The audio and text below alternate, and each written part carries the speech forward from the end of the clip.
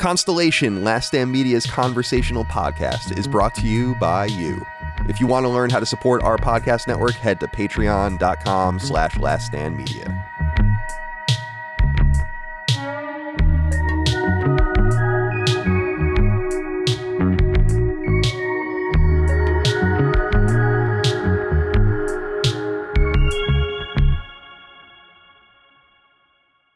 Greetings and salutations. Welcome back to Constellation, Last Stand Media's conversational podcast. My name is Colin. What the heck? What is that? That's my cord just got caught in the fan. You're just charging your Sibian or something? What the fuck? No. It was Sounded like an alien fart or something. My name is Colin Moriarty. Yeah. Let's go around the horn. It's time for our conversational podcast. A couple clowns with me today. Very excited about this show. David Jaffe, how are you today, my friend? Well, I've just removed the nipple clamp, so I'm feeling better. I'm doing good. I finally found a lot of really good industrial potato chip bag clamp. I'm good. I'm doing really well. I've been up very late lately, so I'm a little scatterbrained because there's been so much to play. I have been playing a lot of Wukong. I've been playing a lot of the Star Wars, and then trying to get Call of Duty beta running. I've been having trouble getting it running on the PS Ultimate PC launcher, not the PS, the PC launcher. But there's just so many damn games to play right now that I'm kind of loopy because I won't stop. And I'm enjoying them, so I'm having a lot of fun playing games right now, but I'm tired, but I'm good. I'm glad to be here. Yeah, it's good to have you. That happened to me last week during the Nintendo Direct. They announced and released the Castlevania Dominus collection or whatever. And I love those games. And I saw it and then I looked at it. I was like, oh, cool. They announced this. I assumed it was coming next year. And then I read later. I'm like, it's out now. Yeah. I'm like, oh, come on. Like, I was almost disappointed where I was like, God damn it. So I went and bought it, but I'm not going to play it anytime soon. I totally agree with you. The whole complaint, I know the sacred audience is tired of hearing about it, but I make fun of all the time. People being like, where are the games? There are no games. Are you fucking blind? Yeah. Gene Park, Washington Post, punching up. Good to see you today, my friend. How's life? I'm glad to hear Jaffe and you complain about too many games because, like Jaffe, I am also very, very tired because I have been spending a lot of late nights playing goddamn video games. I apologize to the audience on Tuesdays or whenever the fuck our show comes out. Punching Up, great co-host by the way. Thanks, Colin.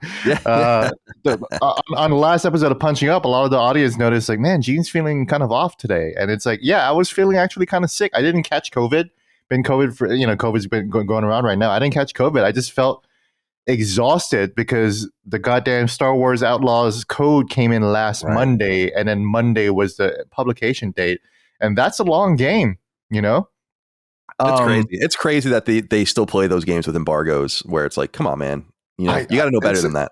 It sucks, yeah. And to be fair, I did it to myself. No, my editors weren't saying, "Oh, you have to have Star Wars out by Monday." That was me, and I also had surgery last Tuesday. To double confirm again that I don't have cancer, which is awesome. But that exhausted me, But I did do a great solo Sacred Symbols Plus with Mr. Jaffe here, where we chop it up with about Black Myth Wukong, and I was really energetic there. But if you could hear it, yeah. Well, how did you guys do that? Lockport did a nice job of fixing it as best he could, but it sounded like Jaffe was broadcasting from hell. Yeah. Yep. The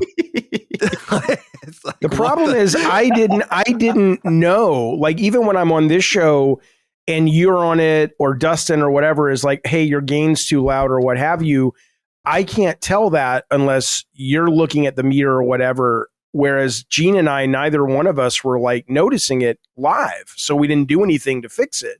Yeah. And then by the time it was done, it was too late. But we had no clue what meter we should have been looking at. Like, I don't have any meters right now, other than one that tells me. Also, I told the audience, like, I don't have great hearing. I'm not good. Like, I guess maybe the correct weird term is like depth perception of hearing. Like, I can't tell whether something is too loud or too, like, I know when something's too soft, but I can't really tell when something's too loud. Maybe it's all the concerts that I've been to or whatever. But like, you sounded perfectly fine to me. And then But apparently, you sounded like you were broadcasting from Satan's asshole the whole time. Yeah. It's another like dimension. two really old people trying to like fly an airplane. What's this? I don't know. The thing is fine. Press that and see what happens. Dude, it's the audio situation is so annoying because I'm not great at it either. First of all, I play drums, as people know, and that's always a joke in music circles. It's like, oh, so you're not a musician, right? Like, and I don't have a great ear for it either. I've gotten better as I've gone along, but it's always one of my great paranoias is like losing a podcast or not being able to publish something because of bad audio. And it's always better to have gain lower than higher. And we have good gates on these These are really nice microphones. And I think that that's really, really important. These are like very high-end professional microphones. Yeah, thank you. You get Colin. what you pay for. And then when it's funny because Micah recorded a pickup with Brad the other day, and I listened to it for punching up, and I listened to it. And 2 seconds, I'm like, he's not coming through the mic. Like he's coming through his onboard mic, but she didn't notice that. And it's just that people are not used to it. You know, like you just get, when I was in media, I used to get yelled at by the tech people all the time for shit, rubbing the microphone. Yeah. Yeah. And the thing is, there are the people in the audience that are aficionados, the audio guys in the audience. And, they'll sort of, it's like being in a focus test, like the one alpha will start bitching and then everybody will throw in. And it's like, so all it really takes, and not to say the sound was good on that episode, but sometimes it's just like, I have $1 billion surround sound in my home and I can hear every little fucking thing. And that's the guy that steps up to the plate at first and starts bitching. And then everyone's like, yeah, it just fucking sucks, dude. It's like, okay. But audiophile doesning sound nice though. I feel like there should be a show called To Catch an Audiophile. To Catch an Audiophile. I think audio. Hey there, sir. Do you know what you're listening to right now? Yeah, you walk into the tech store. You walk into the little booth where they have all the sound systems set up so you can hear it. You walk in there. Is that some audiophiles there. Michael Bolton? But you're listening to him on high end speakers. Take a seat, sir. Yeah. Okay. It's good to be here with you guys today. So we often go with 4, as everyone knows. Funny story. Micah was supposed to be on this episode with us. However, she and I made a deal last night because I have a Lazy Boy recliner and it's starting to it's really nice. I really like it a lot. I've had it for like 3.5 years, but it's starting to kind of get loose. One of my Boston Terriers, Rush, is like 33 pounds and he jumps on and off of it when it's like extended and it's just all fucked up.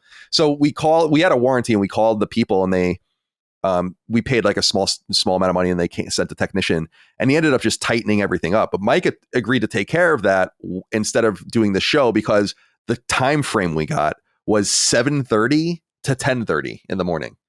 And I was like, who? And he apparently got here at the early end of that spectrum.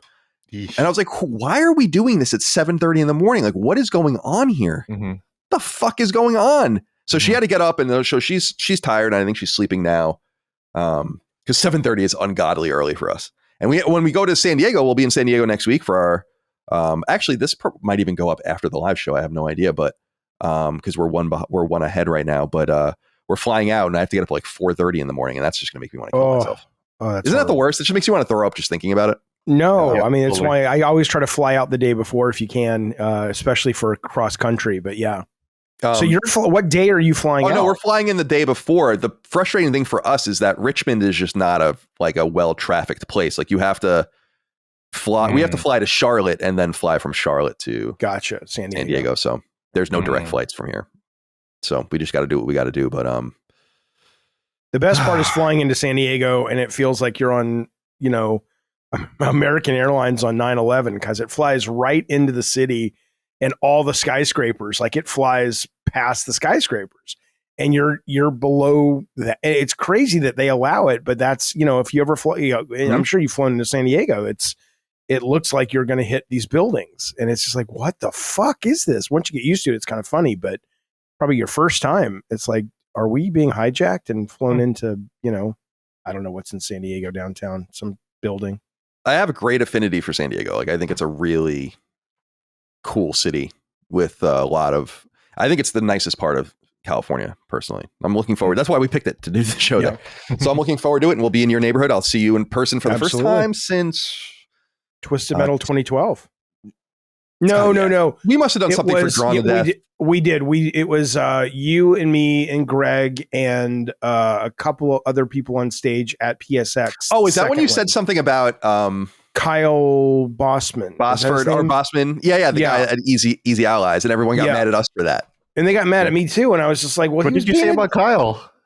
Well, I didn't know him, and I've since apologized to him because I got that I understood more of his job after I started doing this job. But, he was just mocking Drawn to Death before it had come out, and I was very sensitive, because it was all the projects I've ever worked on that I've gotten to work on are, they're not jobs; they were all personal passion projects for me, and so I presented them as such, and I loved them and nurtured them as such.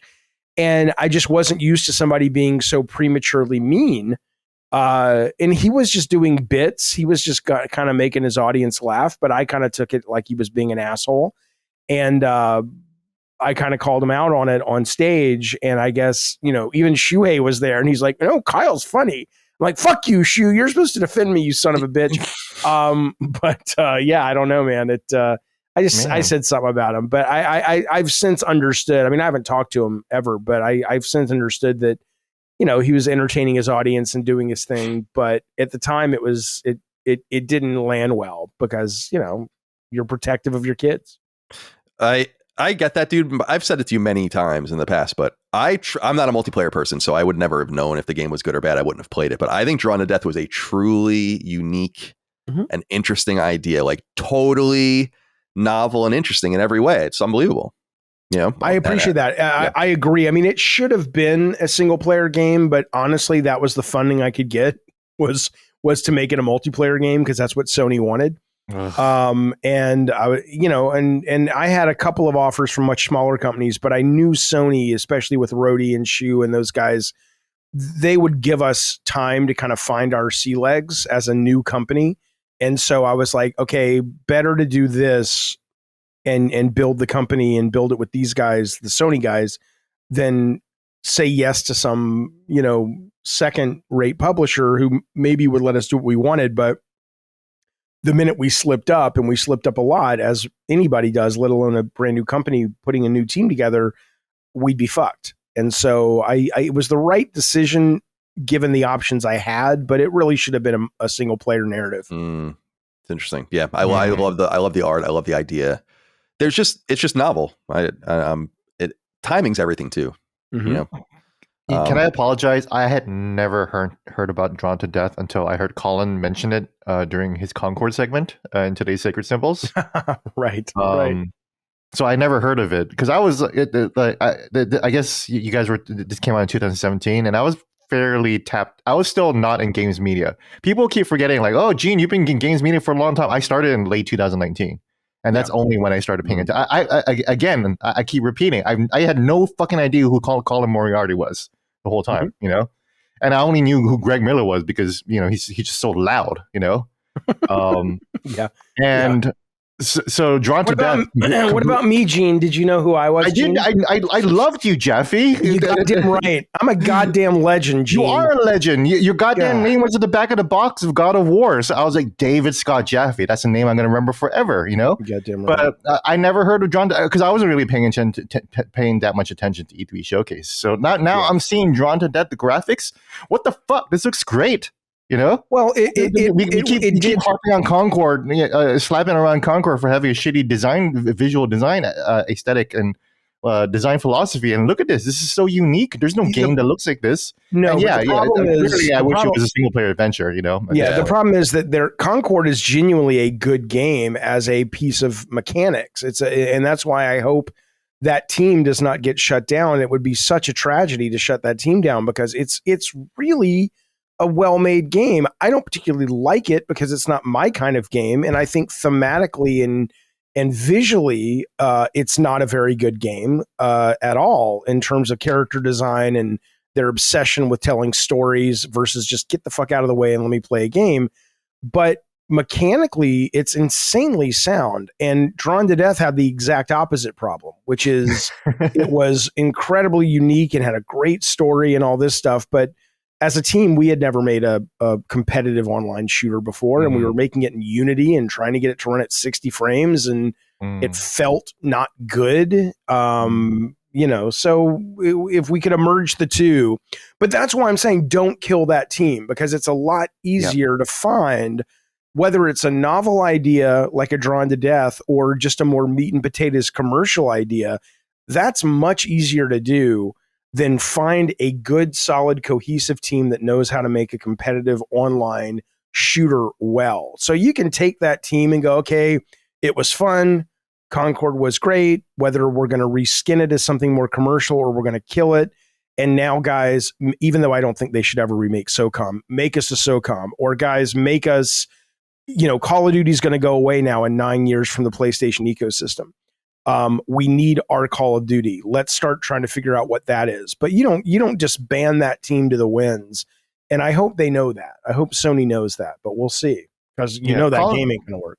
Colin and Sacred Symbols was mentioning don't get rid of the team also, but he did say you should probably get rid of the character designer or whoever was leading your the character. art leads probably need to go. Yeah. I don't know where it came from, right? Was it a mandate from Sony's producers? Was it the director of the game? But somebody that had control over that team was able to get in there and say, I want to tell my story about this ragtag band of very whatever. And it's like somebody should have said no, but they didn't, or they weren't able to say no and actually make it sit. But then in a big corporate company like that, and I'm speaking as someone who works in a big corporate company, you rarely see the people who are at top but not quite at the top, like a lead character designer. I don't know. Do we see that? Can they just get replaced? It's like, hey, turns out your fucking character design sucks, so we're gonna demote you. So do demotions happen? Because I have to imagine that's hard for even like a president or a CEO to do, because you put that dumbass in there in the first place. So that was your dumbass decision to say, yeah, I have my faith in this guy, and then now the game sucks and everyone agrees that his work sucked. And then so now what do you do as a decision maker, Well, I mean, firing people at Sony, and I imagine most big companies, has always been very, very hard. So because unless there's real cause for it, Sony doesn't want to open themselves to being sued, of course, right? Especially where the jury trial would probably be in California, and California juries are historically anti-business when it comes to sort of David Goliath cases and blah, blah, blah. And so they are very prone to whatever we can do not to get sued. That's always our first goal. But certainly you can say, okay, you're not the lead character artist on this, or, hey, we're going to look at moving you on to this other team, because the character design in that game I thought was terrible. But I did think the spaceship design, the key art design, the kind of 70s Atari box art vibe that the marketing materials had and the menus had and the PlayStation DualSense controller had were actually quite good. It's the just controller's dope. It's just when you get to the individual characters, even though they were well made, well modeled, well rigged, well animated, it just felt like they just I don't know what happened, but they weren't compelling for sure. Can I say something about the 70s style too? Offensive, yeah. Real quick, it's obviously very 1970s style, early 1980s, like Atari, like you said, Commodore 64, very cool, right? And then you listen to the music, and it goes, wee, dun, dun, dun, dun, dun, dun, and then you find out. I have to do that again. I have to masturbate. Wee, dun, dun, dun, dun, dun. Whatever the fuck generic Hollywood production music there is, right? And it's trying to sound sci-fi and heroic, and then you find out that the composer is Daniel Pemberton, the same guy who composed the theme songs for the Spider-Verse movies and the Spider-Man movies. Oh. So that's why the game music sounds like a Marvel movie. Clearly, the guy is a very, very talented composer and songwriter, right? So where was the music direction to make this sound like a 1970s game versus sounding like a fucking Spider-Verse movie instead? It's funny you say this, Gene, because I said before on the show, the most 70s the game ever felt was when we didn't know anything about it and they just showed the pan of the cockpit or whatever. That was the most 70s that you ever got out of it. I don't think they ever took full advantage of it. I have to ask a follow-up though, because Gene's talking about personnel and all these things. Jaffe, you're talking about it being difficult to get rid of personnel. It came up on the show, or someone brought this up I don't remember who. It was a really interesting piece of insight, though, or an inquiry that I never really thought to ask. You are the only person amongst us who would know this. If you have a game like Concord, for example, and you know that the game maybe never would have hit, you don't really know why, but you know that there is one thing that's dragging it down, more than anything, which is its art and its design. Is there turmoil within the team about that? That like you guys kind of let us down? Or are they kind of have all bought into the vision by that point anyway? No. So the way it works is probably any company. It doesn't even have to be a creative company or a big company, but there's always going to be the people on the team that think they know better than the people who are in charge. Just like I imagine even a small mom and pop donut company, there's somebody in the back who's like, if they just fucking took my idea and did this, they, blah, blah, blah. Look at Second Wind. That's exactly what happened with Second Wind, right? That's why the guy left, because it's the Second Wind is a Patreon group featuring Yahtzee. Right. And one of their star creators left because from what I can tell, it was just beef over the direction of the company and how to direct a YouTube channel. It's like, I know better than Nick Calandra, so I'm going to do this and that, But I did a video all about that with Bob, so people should go check that out. Go ahead, Jaffe. Well, no, eventually what ends up happening is because you have to ship, a good producer like a Nick or a Shannon or a Scott Campbell or whoever they're working with would step in and kind of manage that and go, whatever their directive is and whoever they take their marching orders from, this is sort of what we're going to do. And so I hear you. We're going to try to put procedures in place to make sure your valid complaints are heard, but this is kind of how we're going to get to the finish line. And then eventually, either like when God of War 1, there were a lot of people who didn't believe in it for a long time. And then, but I wasn't willing. I was willing. I had about 6 people on the staff that I trusted creatively, that when they said something wasn't working, I sat up and took notice. And I was like, oh shit. Richard Fogey isn't happy, who went on to work at Zipper and who's now working on State of Decay and all that. Or Max Ankar wasn't happy or whatever. I was like, okay, I need to pay attention. Other people, it was like, you're just kind of want it to be your way. And I respect that because I want it to be my way, but I'm sitting in the captain's chair. So sorry, we're going to go over here. Eventually, because the game worked and it got such great reception from the press and then at E3, in that sense, people fall in line. But you can have a game where to the very end, there was a guy on Twisted Metal 2012 who wanted to be a designer. And Scott and I were like, yeah, you're not a designer right now. You can't just snap your fingers and be a designer. And he was a total dick. And he was a dick until the very fucking end. I'm thinking about the Dr. Han. I am a designer, David Jaffe. I am a designer. Hey, well, Dr. Han can go fuck himself himself because the good doctor was the goddamn great doctor. And I'll tell you what, if Dr. Han was on a table from an accident or cancer, he'd want Sean Murphy working on him. That's a goddamn great show. The great Richard Schiff is in that show. Goddamn, is he really? I didn't know that. I didn't know he was in that. He plays a great character called Dr. Glassman for the entire series. Odin is in The Good Doctor. That's awesome. Yes, yeah. That's the only time I've ever been jealous of new God of War. People are like, you're just salty because you didn't get to. I'm like, no, I really am very happy doing what I'm doing. But when I heard that Toby was going to be in God of War Ragnarok, I was just like, oh, I'm gonna go see Odin bounce the little pink ball and all that shit. Wasn't his son, I think, was the one that sold him on it, right? Like that was the story about it. Yes, his kids and his daughter, who's an actress, was, and his wife were also in The Good Doctor. It's a good show, is my point. Don't make fun of little Sean Murphy. He knows what he's doing. But anyway, designer in Twisted Metal 2012. He wanted to be a designer. But he never came around. So sometimes the turmoil lasts, and sometimes they come around, and sometimes you're just wrong. I mean, like on Drawn to Death, what I should have done on Drawn to Death is I had a couple of guys. One guy in particular, I won't say his last name because he's still working in the biz, and I don't know if he wants me to, but his first name was Chris. Great animator, great guy. And he was much more of a hardcore shooter fan than I was. And I should have listened to him.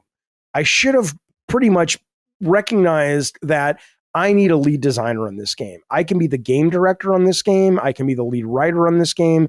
I am not the guy to be making the day-to-day calls on how to make a great competitive shooter, given that I don't really play them.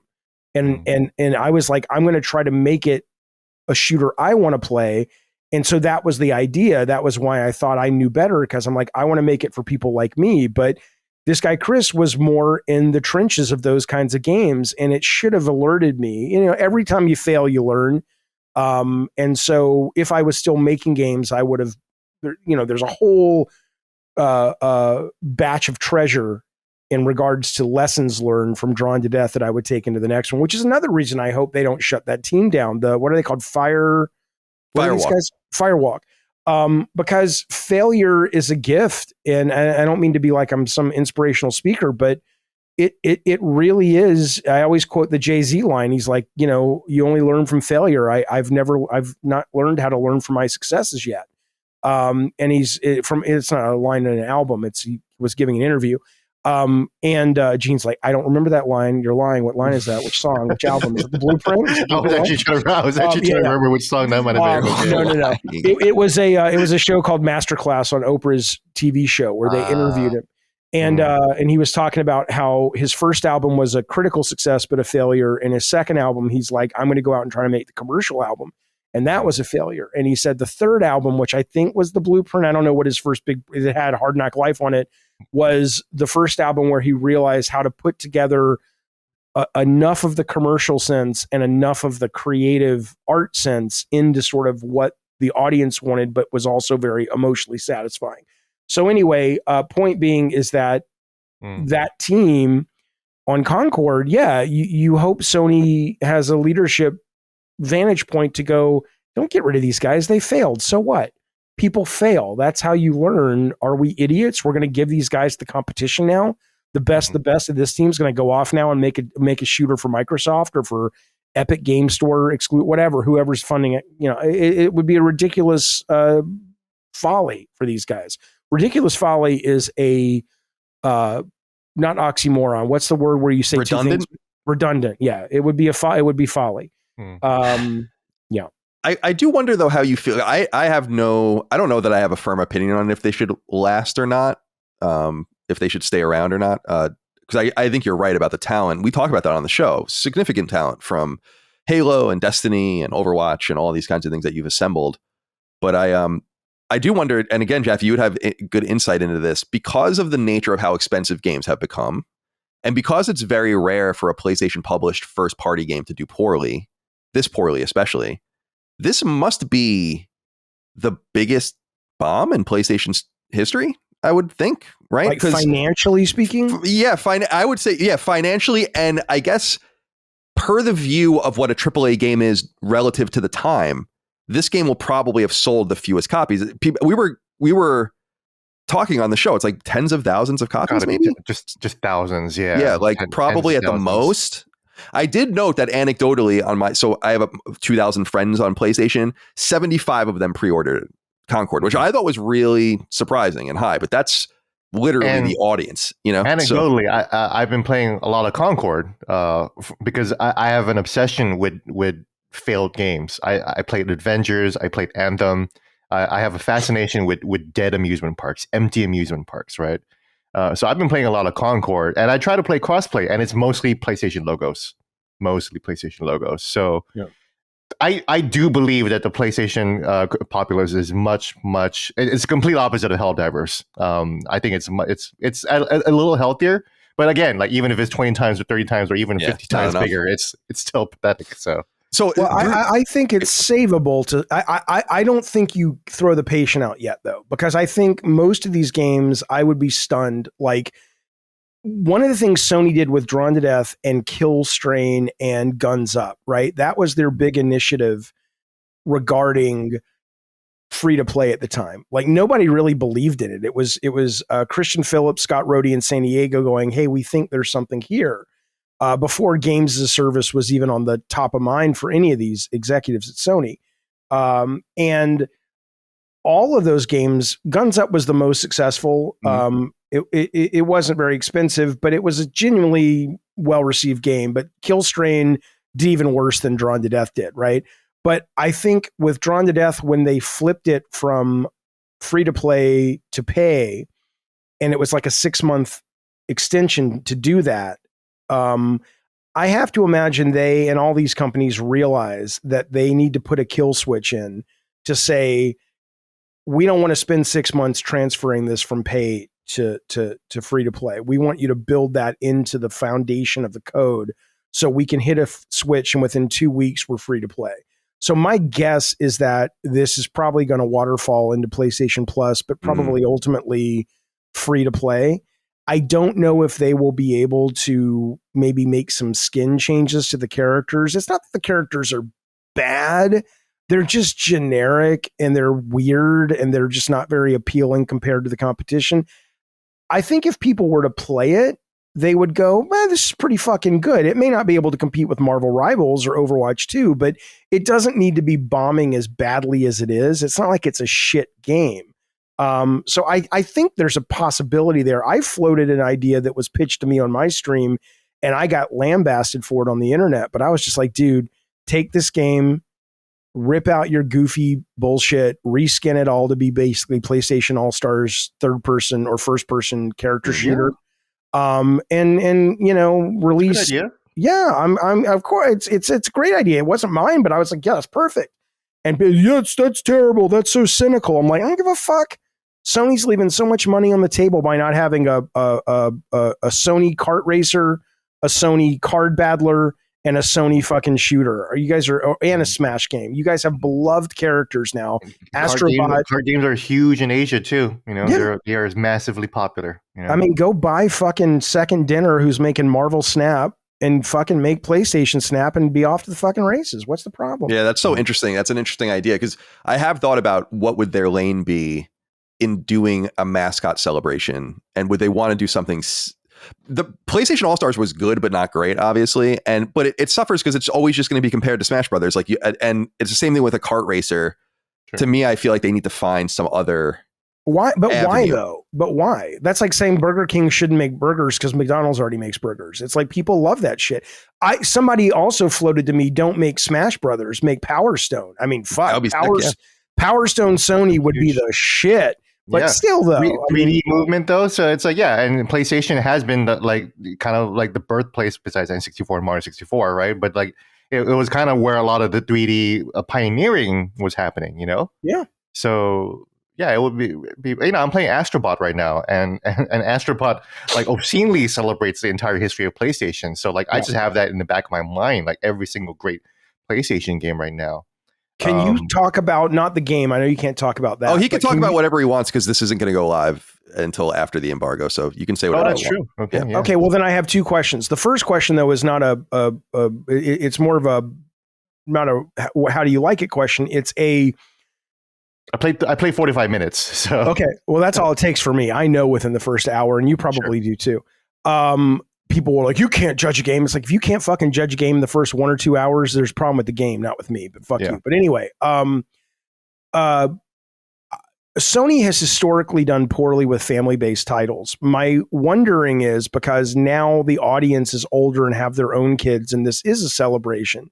And it also looks like a genuinely really good game, at least what the press has played and the previews. The leak footage that came out 2 weeks ago looked horrible, but that was probably very early. I don't know what they were showing. Nobody knows what that was from. I didn't even see that. But do you think this could be the one that really makes a family-based sort of E-rated game work for first party? Or do you think they're going to have the same problem that Puppeteer had, or even that something like Sly has, which it was a hit, but those games have never, since Crash and Spyro, they've never really been mega sellers for Sony like they are for Nintendo. Do you think this is going to fix that or no? This is a great question because I have always believed in Astro Bot when I played the VR game. When I played the VR game, I put Astro Bot VR alongside Half-Life Alyx as one of the two great, truly innovative VR games that actually point to what actually outlines the potential of the art form, right? Agree. And then so that's why it was so nice to have it as a demo. So now it's like, okay, well, here is a full-fledged, fully designed Astro Bot game. So, you know, I'm hoping that it'll land really well. As far as I know, Nintendo fans are really happy about it. There's no hate from Nintendo fans here at all. They're like, oh, finally a real video game, you know, on PlayStation. You mean punching up? Well, just like the Nintendo fan base in general, like no one's really like mad that Astro Bot is happening. Everyone, Right. if anything, everyone's pretty happy that finally PlayStation is doing this type of game because it's like fucking, it's about time, 60 people in 3 years. Love it. Yeah. Perfect. Yeah. Okay. Yeah. That's. I hope it does great. I mean, it looks Me too. delightful. It looks like a lot of fun. And I've been enjoying going. The fun part about the leak footage was going through with the Discord on the Gavin Games Discord and trying to find all the cameos that hadn't been revealed, because I know there's all the first party cameos, but there's a lot of third party cameos in there as well. It looks like hundreds of bots that you have to collect. So, just in the first level alone, I was already collecting Ratchet and Rivet and like the entire cast of Rift Apart, which is amazing, on a recent episode of Sacred, we went into, because of that leaked footage where there were like 70 characters in it or whatever, and someone on Reset Era went through them. So I went through that list and then tried to figure out who all the partners were that Sony had worked with. And it's pretty extensive. Like clearly Sega is a huge partner in the game. Konami and Capcom are in there. Yeah, and Capcom. So they did a lot of cool work with licensing together. Resident Evil. Yeah, Resident Evil was in the rescue mission as well. And dude, some of the first party games and second party games that they were showing were awesome too. Like I'm a huge Wild Arms stan, obviously, and seeing Rudy in there was like, that's fucking sick. I'm like, wow, that's awesome. That's so random. No one knows who this is. From 100 people. The kid who played for Notre Dame. Yeah, that Rudy as well. Yeah, he finally got his jacket. Yeah, he got it. Yeah, that's and they put him on the shoulders, and I loved that movie when I was a kid. I haven't seen it. I still love that movie. Years. Yeah, I haven't seen it in years, so I haven't seen it through like the lens of an adult. There was something I wanted to ask you though, Jaffe. Going back to my question about Firewalk is. Oh, sorry. No, it's all good. Where's the Hulk? Okay, I'm keeping notes here. It's no. There's nothing. This is a great conversation. There's literally nothing to be sorry about at all. But. So let me use Drive Club as an example, because Drive Club to me is the last first party AAA game from PlayStation that had problems, like real problems. I don't think you can name another one since then that like define problems though. Like where it was problems, or what do you mean? Where it had technical issues and it wasn't ready for prime time and it was getting beat up badly. I mean, Drive Club was getting really badly beaten up. And the reason I bring it up is because Drive Club was considered somewhat of a failure. It still sold several million copies, but Evolution did pay the price for that game and their lack of delivery. With a thing like Firewalk, I guess I just don't understand. It's very Machiavellian and fucked up, but I'm sure it's something that CEOs and people in positions of power have to consider. It's like, what kind of signal does that send if we don't shut them down? So when Studio X, when fucking Team Asobi sells 2 million copies of Astro Bot and we're like, oh, that's real soft. They're going to point and be like, look, are you kidding? But the question is, who do you shut down? I'm not saying there shouldn't be a price to be paid, but if Astro Bot doesn't sell that well, you don't look at Astro Bot as a team and say failure. You look at whoever allowed that game to be greenlit with that thematic. You look at the director or the Sony executive who rode herd over the yes phases and go, okay, this team might be great if we want to say, hey, let's make a old school God of War in this engine, for PS Plus Premium to get people to subscribe. It's like a 3-hour God of War adventure. Or let's make a 3D platform game, but let's make it more like something more adult that our audience would connect with. But same thing with Firewalk, right? To shut these guys down for reasons that have nothing to do. It's like you're shutting the wrong thing down, right? It's kind of like you have a beautiful Ferrari and you take it to the mechanic and the mechanic fucks it up. You don't shut down Ferrari. You stop using that mechanic, but the Ferrari is still valid. The innards of the car is still, it's kind of a bad analogy, but it's kind of works. But you know what I'm saying? I understand what you're saying entirely. It's to me, you're not going to fire Gene because he got the sound wrong last week on our podcast, right? Because that's not really the value Gene brings. You're like, okay, probably you shouldn't put Gene in charge of being the host or the editor or whatever his job was, which was to do everything. There's Dustin, you have no fear of me taking over your job. That's for sure. Right. But that's what I'm saying. It's like, if you want a jack of all trades company, fine, but that's not what your company is. And that's certainly not what Sony is.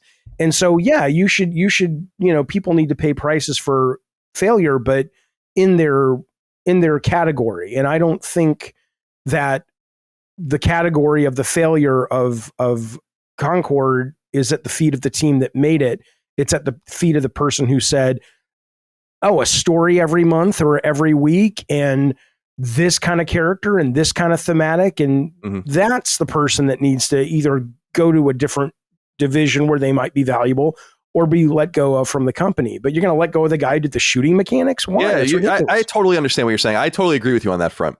I think what I was wondering, just in investigating it more from a studio level, is what kind of signal does it send and how much flexibility does that remove from your ability to act in the future? Should it even matter? Like maybe you just don't care about looking like a hypocrite in 3 years when you shut a team down and they point and they're like, well, too bad. It's over, for you. And it wasn't over for them then. Maybe that the answer is that simple. It's just something that I was thinking about, but I don't think it would be them first because I already think Media Molecule's continued existence is a great sign that there are bigger considerations within PlayStation than if your game is selling or if you're relevant, because those guys haven't made a game since 2011 on a console. So it's been a long period of time. We won't get a game from them for years to come. But let me ask you this, and both of you, I'm interested in what both of you have to say about this. I've been talking recently about looking at Jim Ryan. Before you ask the question, can you please remember, I don't want to distract you, but I can't. Have you ever been with a woman with really big nipples? Yes. Like salami nipples? No, I actually don't think so. Yes, I can't like huge areolas, right? Like around. I can't stop looking at that fucking symbol on Colin's couch. The splat. I'm thinking about is now that. My first girlfriend was exactly like that. So really, yeah. Hey Jess, how's it going? Oh, thank you, Colin. I just can't stop. I cannot stop looking at that giant nipple. No, and nothing's wrong with it. I just can't stop looking at it. All right, I'm sorry. I'll shut up. Back to your point. Jaffe's about to start gooning on camera. Oh my goodness. You guys ever watched Young Pope? No, I know what it is. I wanted to, but no, I never did. Oh, you guys should watch it. Oh, fuck it. You guys will fucking love it. But there is like a statue of like a very round like Buddha person in like the Vatican, and like one of the fucking top bishops or whatever just starts staring at it, just like all right, sorry Colin, continue. It's okay. Please. No, nothing to be sorry about. I wanted to ask, I've been analyzing like this whole situation with Concord and what's going on with Bungie and a lot of the cancellations behind the scenes, purportedly a Twisted Metal game getting canceled, obviously The Last of Us Online, the things that haven't been announced, London studio their game getting canceled and them getting shut down. I've been examining Jim Ryan's leaving Sony or getting fired on a spectrum. And I'm curious what you guys think of it now, because I try to use the information at hand to kind of make my decisions. And in the beginning, when it was like, he's going to leave, we didn't have a lot of this information yet about some of the acquisitions and the way the games would pan out. And I was more on the line of like, maybe they're not renewing his contract or something, but it doesn't feel like he's being pushed out the door. Maybe they're just kind of like, it's kind of over maybe, or, maybe it's time for you to go, but we'll figure this out. We'll let you go. But now when I see kind of the outcome of some of this stuff, and you have to assume that they knew this stuff earlier, for instance, the discord and dysfunction at Bungie, Concord obviously not shaping up. They probably started shitting themselves after those first trailers came out, and people were they must have known at that time that it was over really for the game. Ryan was gone before that trailer, right? He was. Yeah, he was. Yeah, he was, because he would have been gone March 31st. Yeah. So and that trailer was May. So yeah. And I look at this more on a spectrum where now I'm looking at it and I'm like, yeah, maybe they did push him out in some way to kind of still respect him. Obviously, PS5 did great under him and getting it out and getting it produced. And it was a very difficult thing. And I think he deserves a lot of credit for that. But I'm wondering, with what we know now, does it look to you like maybe they did actually kick him out? Yes. Yeah. It absolutely looks like to me, because it sounds a lot like what they did to our former publisher at the Washington Post. He was allowed to resign gracefully, but the truth was, and he also successfully steered the Washington Post in the early years, which is why it was so hard to get rid of him, because we were able to hit record-breaking sales and subscriptions and record-breaking traffic to tie with the New York Times during the 2015 to 2017 period. But it was after that where he ended up squandering a lot of stuff, and then that's why in 2022 we lost $100 million, and then Bezos basically got involved and basically replaced him, and that's why we have a Murdoch former Murdoch executive in place right now. So everything from what I can tell, what happened to Jim Ryan, it sounds like, including, remember that picture that he took with London Studio at the time? Yeah. Yeah. And it was like a week think later. the fact that all those people were smiling together with Jim Ryan, I think they all knew that they were fucked. I think Jim and London together knew that they were being fucked. So there was actual solidarity. People looked at that as like, oh my god, how ghoulish of Jim Ryan to pose and smile over the corpses of the developers. No, I think they were all having a little a funeral for themselves too. You know, I think they all knew what time it was. What do you think about this, Jaffe? What's your perspective? The timing is weird to me, so I don't know. And I think you also have to factor in the Connie Booth ousting, because that in the trenches way, that was a more significant loss to Sony, or maybe loss is the wrong word because I don't know what pushed her out, but that was a significant shift in internal Sony than even the CEO, because she had been there. She was like employee number 2 before it was even called Sony ImageSoft, let alone Sony PlayStation. So I don't know if she ended up getting blamed for the Naughty Dog multiplayer thing, the factions thing, or whatever it was called.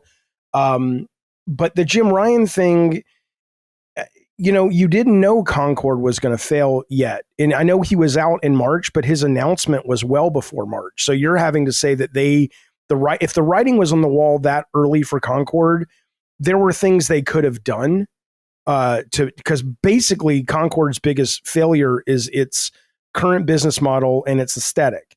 Both of those things are easy to change comparatively to, we don't want a shooter, right? So Concord seems weird that it could have affected him being ousted.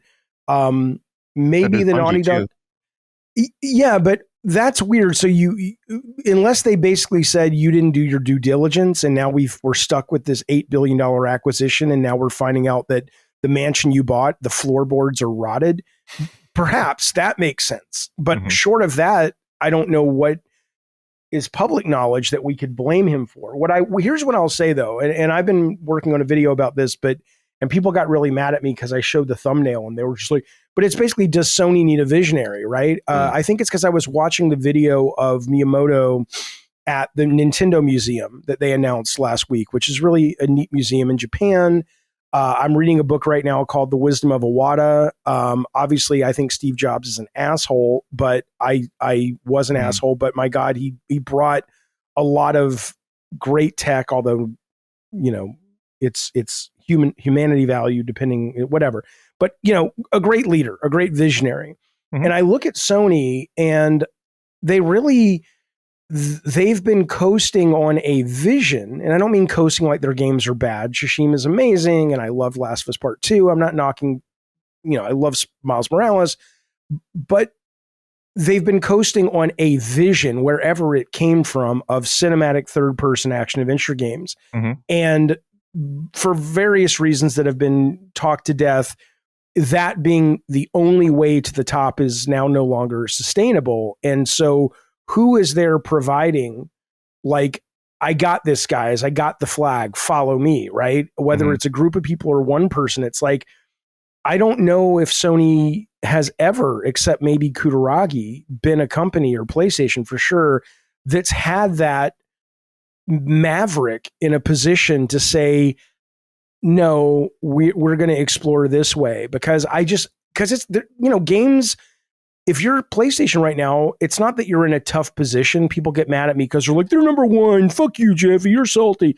I'm not talking about today. A leader looks, you know, 20 years, I don't know, whatever, X number of years, days, weeks, months ahead. That's how you lead. You don't lead based on the war map today.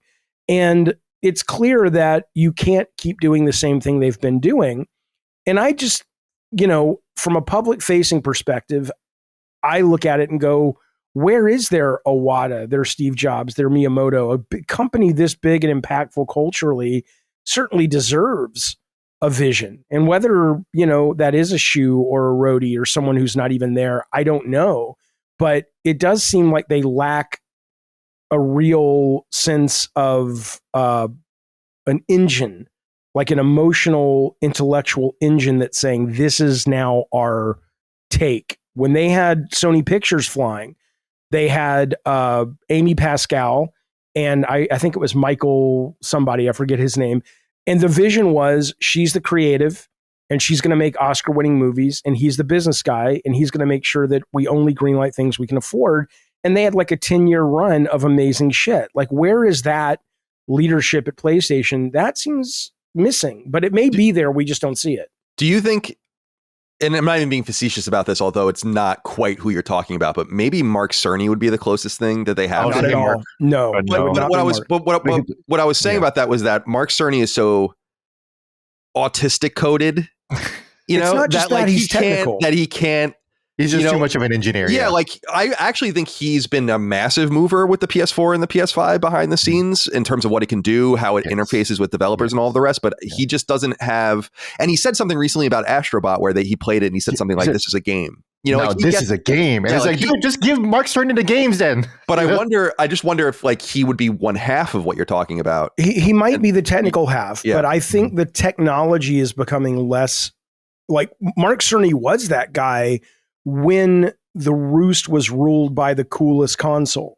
But given that technology and the business of selling entertainment interactivity is changing and shifting, whether you are talking mobile or PC or subscription or streaming or whatever ends up, being the next thing, having the coolest system on the block under $500 is probably not. A lot of Gen Z don't even fucking play console games. They're playing PCs and tablets, right? So I'm not saying Cerny has not been ludicrously valuable. I don't know if you're using that right, Jaffe. It doesn't matter. The point is he's been incredibly valuable. I don't know if he's this guy. I think this guy now you need kind of like when Jobs in the Sorkin movie says, I play the orchestra. I don't think you need the guy to make the music. I think you need the guy to say, this is the music we're making. And I think that's right. Yeah, that's right. I don't think Cerny's that what I'm talking about. Yeah, that's probably the closest I can think of anyone in their stable right now, because they've really defanged everyone else that had, they don't let anyone have visibility basically anymore. I know that because I talk to a lot of these people behind the scenes, but you can even just tell the way that Gio Corsi was kind of shut down and Shuhei obviously was kind of shut down. Like they did get it for a little while. Adam Boyes, when he was at PlayStation, for some reason they were like, no, we don't want to do that anymore. There is some wisdom in that because the less they say, the less they have to defend. And they probably look at it and say, we really don't need to do very much of anything. But I agree with you that there is this need to see forward. And I think they're in a lot better shape than people are giving them credit for. And I think that's shown in their financials, where I think the entire PS1 era, they made $1 billion in profit, and now they are at $11 billion, I think, in profit. In the PS5 era, it's like, in what universe, are they the same company? They're not.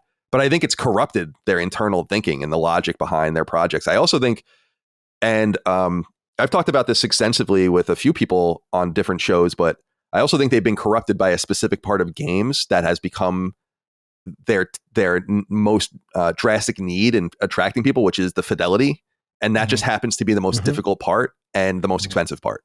And what do you think of bringing Sean Layden back? I mean, he seems maybe the closest. He got the financial dangers before everybody else seemed to, or at least he was vocalizing them. He's also a gamer. He's creative. Out of everybody, maybe he makes the most sense. I don't know. I want to see how this new lineup, plays out at the PlayStation executive level. And then maybe, you do create a studio. Like, I guess this would be Rhodey in some case, although he's only with the American studios, and they do need like an overseer. And maybe that would be him, because that was Holst. And now that's, I guess, going to be Angie, right? So we don't really know. I just Holst might be like, what about me? And I'm like, I don't have a lot of faith in Herman Holst as a creative leader, maybe as a business leader, but creatively. I was listening to the Web and Wheel podcast by Broken Games and HD, and it's they're all Black creators, right? And they were talking about this whole situation, and they were looking at the tweets by Ben Studios and by Insomniac Studios, and they're like, we're playing Concord today, right? I hate that shit. And they came to the conclusion, we think I'm quoting them. We think PlayStation needs to get out of California, and we need to stop having these white people in charge. Give it back to the Japanese people.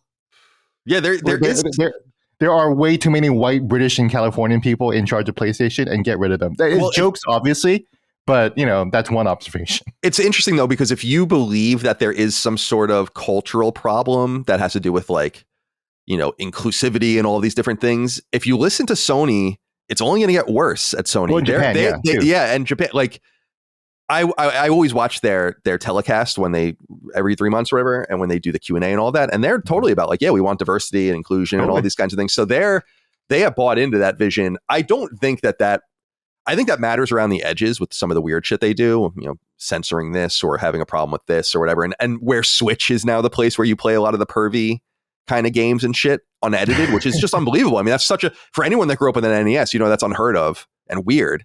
And yet here we are. I just think I think they're just caught in a trap right now. It's so interesting what you said about Connie Booth too, because, and we're really getting an inside baseball, but I think that's what the audience likes is The Last of Us Online. I don't think it could be understated how much of a boondoggle that was. Just from, if you're not going to execute on it, why did you, they spent low nine figures, 4 years, hundreds of people working on that game that entire time. It's like, that is a game Naughty Dog didn't release. Like, it's a game they could have made. It could have been most of The Last of Us Part 3 or something else, something that's new. And so, yeah, someone has to pay the price for that. But I'll always be confounded with, and I always joke about it on the show, of like, at the 11th hour, they're looking at this game. Again, I know people that have played it. It's supposed to be very good. And they're looking at it and say like, oh, wait a minute, we totally forgot that we have to support it when we release it. And then they're like, we can't do it anymore. Sorry, we got to shut this down. We can't invest anymore in this game. That is one of the most unbelievable letters from a company I've ever seen in my life. Where I'm like, what are you talking about? What happened? But is that literally? Yeah, is that? I mean, obviously, I assume you are. You are simplifying it. Of course, they knew they had to support it. You're not literally saying they were making a standalone game with no thought of future editions that people would pay for, correct? No, I don't think that that's what they thought behind the scenes. I think that that's what they said, which is what's so interesting about it. If you read the letter where they're like, that is what we've realized that basically, it's in so many words, they're like, this game is going to consume Naughty Dog if we release it. And it's like, to me, and then you see a thing like Firewalk or whatever, and you're like, okay, what would have been more interesting here, this was already in play, you can't do anything about it, but it's like, why not take 10 people, like the 10 core designers, the writer, a producer, and a few other people, and spin them off and say like, we're going to give you $100 million and you're going to support The Last of Us Online while we get this game out the door and we all move on to our next game. That's the kind of shit where I'm like, I'd love to know more about that, because I mean, and maybe the tax write-off was so much more valuable than shipping it and being more maybe they would have made I don't know. I mean, it certainly would have done better than Concord. That's what I'm saying, because I think about that with Concord. I'm like, maybe you would have even wanted to cancel this if you had kind of gotten a feel for it. Because you're right about the Jim Ryan timing, but I would imagine that internally they started to understand what they had. And because they're not, this better than anyone. These people are not stupid at all. No. And they know things before you know them, and they constantly are having people play things behind the scenes and write reports and study the game and the market and all this kind of stuff. And they might have just looked and so I think it's weird that got canceled and they didn't figure out a way for The Last of Us Online, which by the way would have sold many millions of copies at $40 or whatever. They're like, no, we don't want to do that. The two biggest faults of Concord, no one is saying the game is a bad game. The biggest thing. So can I say that I think the game is a bad game? Because I don't think the game is very well designed. It's mechanically good, but having good controls is like 10. I don't know. I don't want to say 10%, but it's obviously a good chunk of a video game experience. But it can't be the only thing. But so I get frustrated whenever I see conversations about Concord, and they're like, no, but it's a good game. It's only controlling good. If you actually play it, like a lot of people aren't talking about the rivalry mode, which is actually complete horseshit.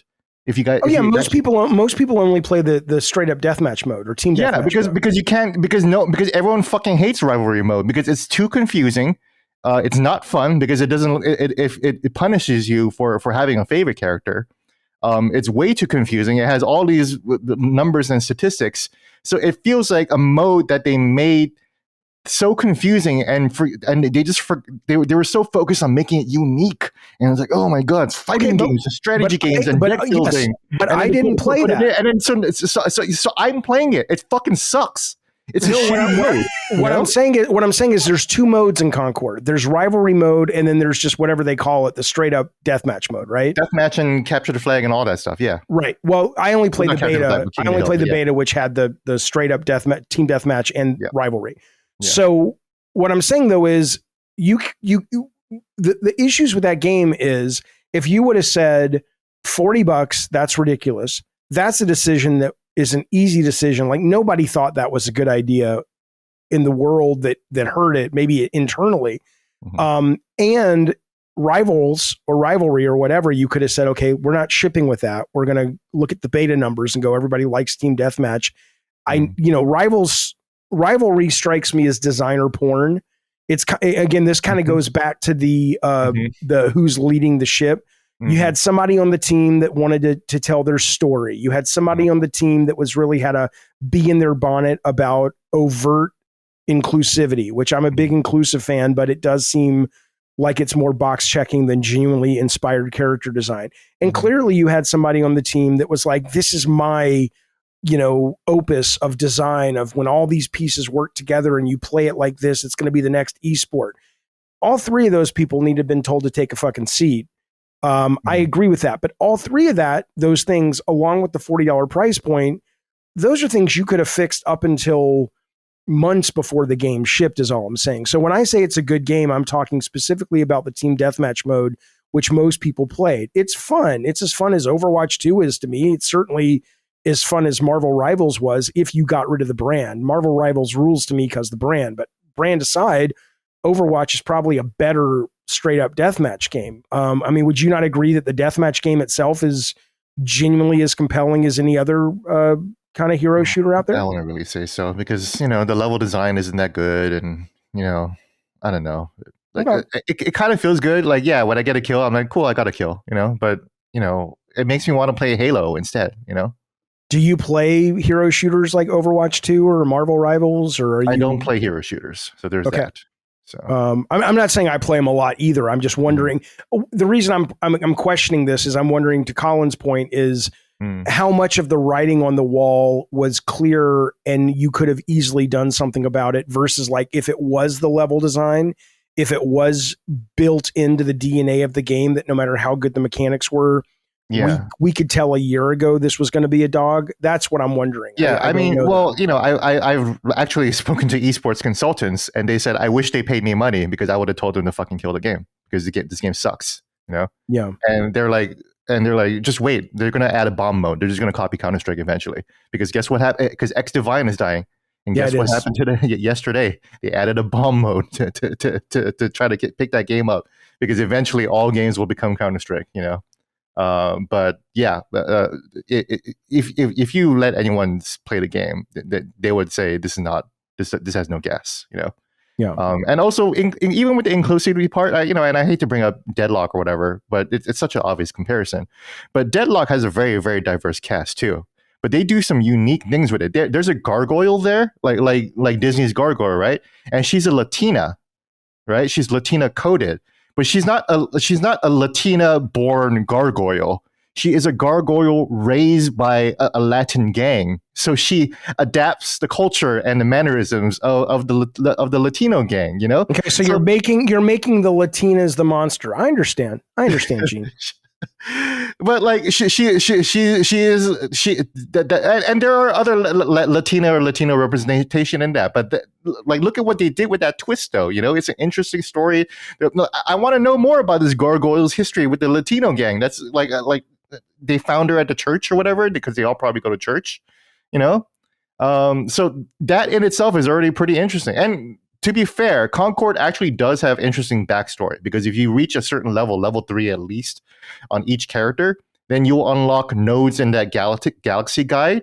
And when you actually have to read, I hate the fact that we're still doing the Destiny lore guides and everything and reading everything, right? Obviously, I read stuff from FromSoft, but that's experiential where you're picking stuff up and you're reading it, as opposed to tabbing out to a menu and you're reading it. But when you actually read the stuff, it's actually interesting. So I'm looking at the Deadlock heroes. They are. I mean, this game is just, you could just tell it's just a million times better as far as character design is concerned. It's like not even fucking close. Yeah. Just looking at it, I like this Grey Talon character. Yeah, cool. There's a guy that shoots fire out with finger guns. Like, he literally has more personality in his index finger, than the entirety of Concord. That's and ridiculous. Viscus looks kind of like Mysterio a little bit. Yeah, you have that old lady with that's curvy, you know. So you got your old crone representation, you know. I wanted to ask you guys about this too, and Jaffe, this is based on something you said. I wrote this down in my notes because you had said, you don't think that Sony should bring SOCOM back. Yeah, I'm wondering if you have a few IP in mind that you think PlayStation should revive, and I'll ask you the same question, Gene, as well. I'm always very interested in this. I'd love to dedicate even a Sacred Symbols Plus episode to this, because I do wonder how much wisdom there even is in going back too much. I think Sony's advantage has always been pressing forward, and Crash, begets Jack, begets Uncharted, begets The Last of Us. Like, you have to sacrifice things in order to get the new stuff, and the stuff gets better and better in a lot of cases. But I think there are a few things that make sense to kind of go back to. And I interestingly, SOCOM always was one of the most obvious ones to me, not because it has a major fan base of people, but because I think it fits well within the confines of a Rainbow Six Siege or something, where you could do some sort of game like that and just fucking call it SOCOM and just cash in on that, and people will be fake excited because it's just something old. But it's very malleable, though. You can make a SOCOM battle royale, right? Right, exactly. So anyway, I'm curious if anything comes to mind for you going all the way back to PS1 of things that should be. What Gene just said is probably pissed off a lot of people, right? And that's very much the issue.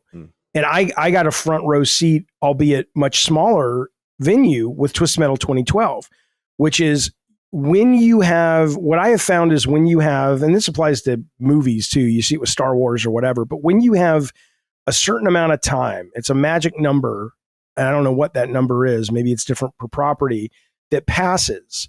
And maybe it's a generation enough time that where the memory of the product you're remaking or you're sequelizing is stratified in nostalgia for a large percentage of the people that are going to be excited for it. There are all of these ways they remember it. And some of those memories have nothing to do with the product. Some of them have to do with where they were in their life and where they were when they played it, and blah, blah, blah, blah, blah, blah, blah, that the developer cannot deliver on that promise, right? And SOCOM is one of those games that's even worse, because when you talk to the fandom of SOCOM, some people will tell you they love it because of X, and other people will tell you they love it because of Y, and there's like 2 or 3 factions.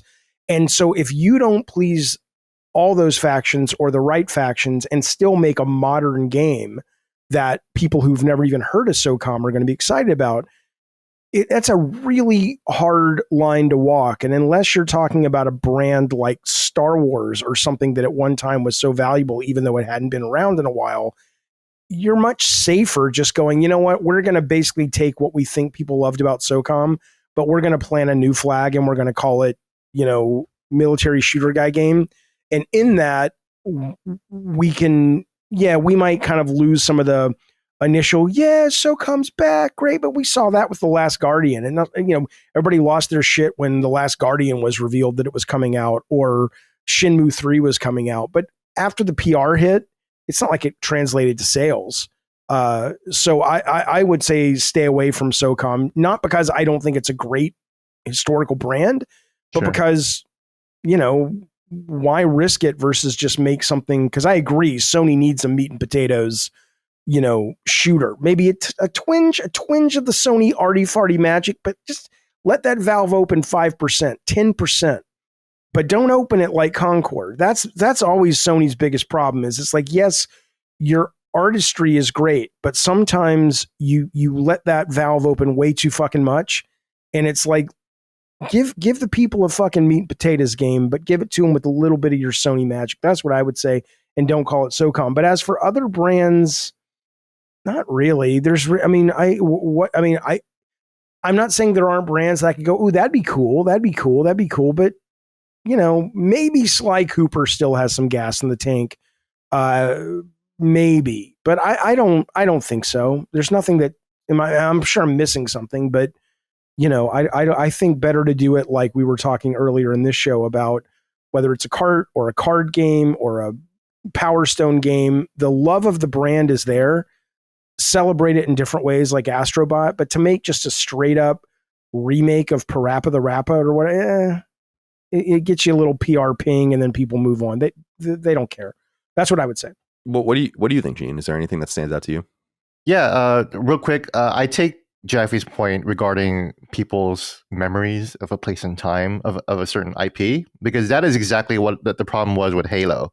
Because everyone and Halo is so much bigger than SOCOM. So there's so many different pieces of Halo. Oh, the story mode. You got guys like Luke, the Xperia, who just loves the story and is disappointed that there's so much multiplayer focus. And then there are guys like Chris who really want to focus on the multiplayer. And then there are guys like me who want it all and who actually love the Forge creation mode. And I actually fucked around a lot with that, right? So SOCOM is a little different though, because SOCOM was pretty narrow in its focus. I think all people want is a pretty cool room-to-room campaign shooter. I love SOCOM 1 so much, man. That last level, going house to house in the desert, looking for that Osama bin Laden lookalike. It was and this was like shortly after 9/11. So like this was like me jerking off to like jingoism. I loved it. And my roommates were both in the army, so we played the shit out of SOCOM. But it was great. But in terms of asking or answering your question about IP, I have a joke answer. Kotick the Blood. Do you guys remember that game? No, what is 1995? I remember the name, but I don't know what it was. 1995 PlayStation 1 game.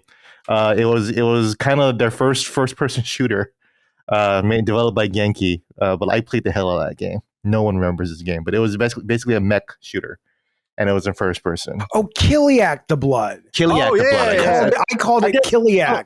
Oh, was that how it's pronounced? I don't know. I don't fucking know. I didn't have the fucking internet in 1985. We didn't have audio, so. Yeah, I remember. I never played this, but I remember this. Yeah, maybe that's how they say it. Gene. We were talking about this. This came up, I think, in the last year or so because it's one of the classic box PS1 games. Because it's from that era. It's I think it's a launch game actually. I think it was a launch game. Yeah, the DNA Imperative was a launch game. Killzone the Blood, I think, was the second one. Right? Okay. No. It's called Killzone the Blood in Japan and Europe. So okay. Oh, the sequel. I guess I played the DNA Imperative. The sequel is Epidemic, which I never played. I never played Epidemic. Yeah, and that came out in 1996, so they got those out pretty quick. Yeah, good. But my answer for Sony IP that I think is not only bankable and popular and retro, but also could potentially be generational. Something that isn't just forgetting something and pushing forward, but something that could exist across different generations. Infamous. Just make different fucking superheroes in different fucking cities. They were already doing that with Infamous Second Light, and they gave the girl light powers, and it looked cooler, and it was kind of cooler than Second Son. So just go back to Infamous, make it Infamous. They were already in Seattle, right? So Infamous, London. I love Infamous. I really think that got shut down partially because Sucker Punch didn't want to do it anymore, and partially because it conflicts with Spider-Man in some sense. Like we already invested in this Marvel stuff. So Guardians fucking Concord doesn't conflict with Guardians or whatever like that. So it's right. So clearly they don't give a shit. So it's like, why, you literally already had your own superhero IP and you're leaving it behind for fucking Japanese samurai, I guess, Well, Tsushima I thought was better than Infamous. I said before that Ghost of Tsushima is probably like my second favorite PS4 game of all time. Yeah. And one of my favorite PlayStation games of all time. I think it's a fantastic game. It's a game I have like 200 hours in. But in terms of bankable IP, you call it Ghost of Tsushima in one fucking island, and there's only one character called the Ghost of Tsushima. Is that guy Jin Sakai? So so there's a whole. So we're gonna have Ghost of Tsushima cart, No, but you could put them in the game. You have a whole series of Infamous characters. You can create an Infamous like universe that what like 20 years later might pay off. It's interesting because I feel like I don't know if you guys remember a couple of years ago, Sucker Punch wrote a letter. Basically, there were these Sly 5 rumors going around, and they basically were like, "No one's going to make a Sly game, and no one's going to make an Infamous game if we're not going to make it. So don't even sweat that." Basically, that shows a lot of power over the IP. They don't have that literal legal power over the IP because Sony can obviously do whatever they want. But that basically shut any of that stuff down for me, which was disappointing because I'd always wondered if they would ever go back to Infamous. There were rumors of an Infamous Vita game that that was being pitched. I don't even know if they were going to do it internally. That's interesting to hear you guys because there are a million IP they can go back to. I don't think most of them are worth going back to. I do like the idea of exploring one or two obscure ones just for that pop. It reminds me a lot of what Microsoft tried to do with Phantom Dust, where it's like, yeah, it's actually kind of cool to just randomly, here's just this random. And the game that comes to mind for me, and it's not nearly as random as Phantom Dust, but it's like, I'm surprised that they haven't done something with something like The Legend of Dragoon or, some of the more, I would love for them to revive Wild Arms or something, but some small project like that.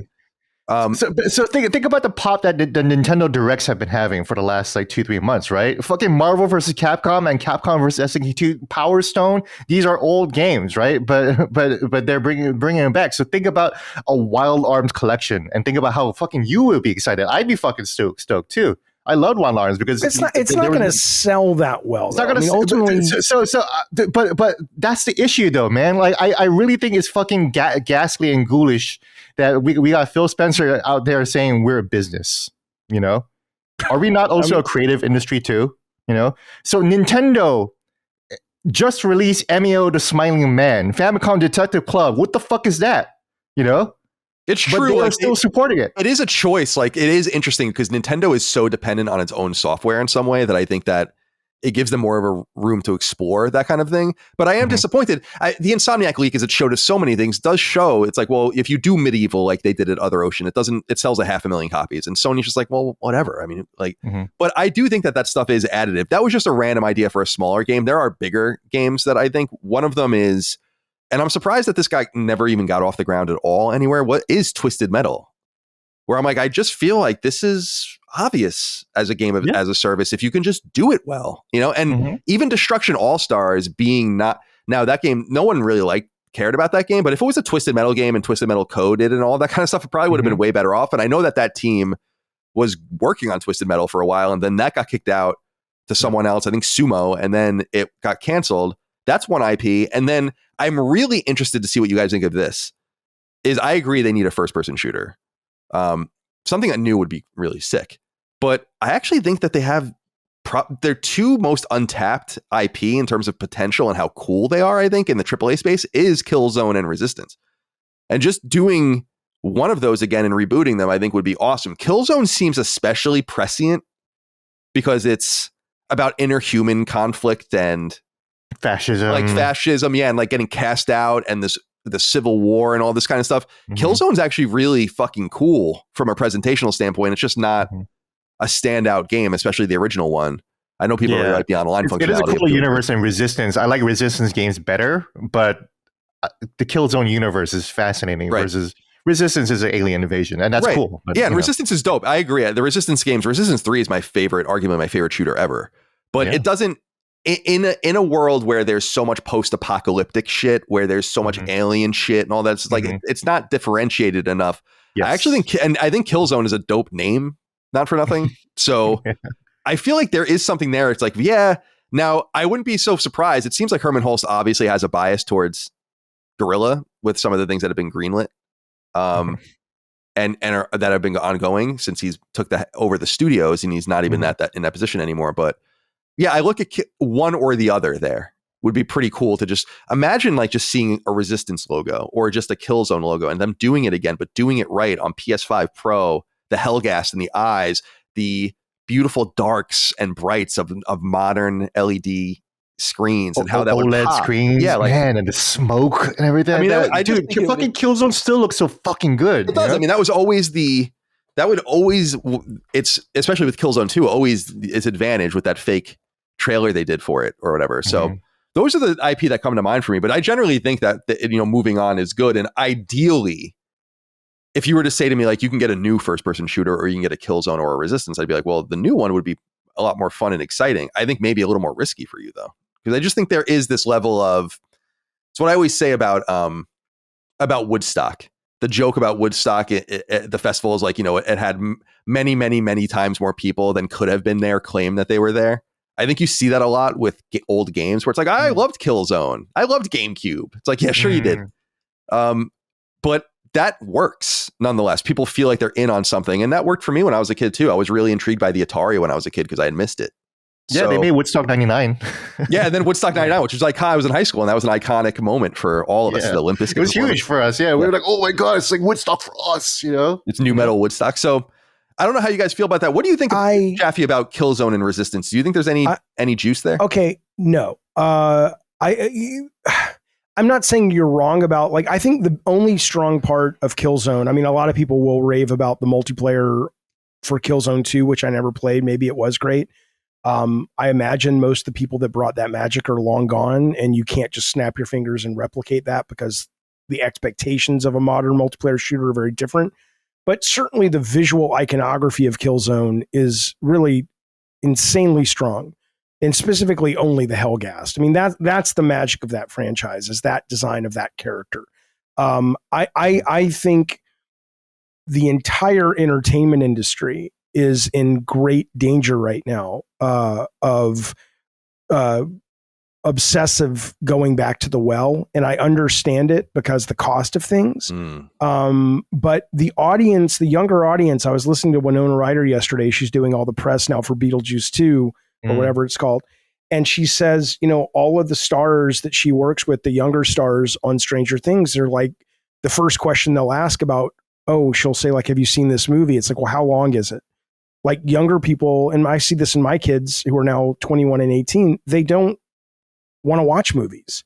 They might watch a long form series if it connects with them, but so much entertainment of the last 30 years has been made for people who grew up with something, and we're going to make it again for you. And I think there's a real danger of PlayStation falling into that, of not creating new stuff that can become beloved. I think the real, and this goes back to what we were talking about earlier, the real thing I think they need to do is find a way to mitigate the risk and identify hits that today's audiences will love without risking what they're risking. And I've talked about this before on a number of shows, probably this one as well, which is early access is the way. It is the way, it is the way, it is the way, because you see it on PC all the time. There's a great game right now. You talk about SOCOM.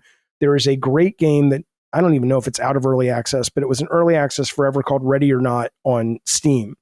And it's basically SOCOM meets SWAT.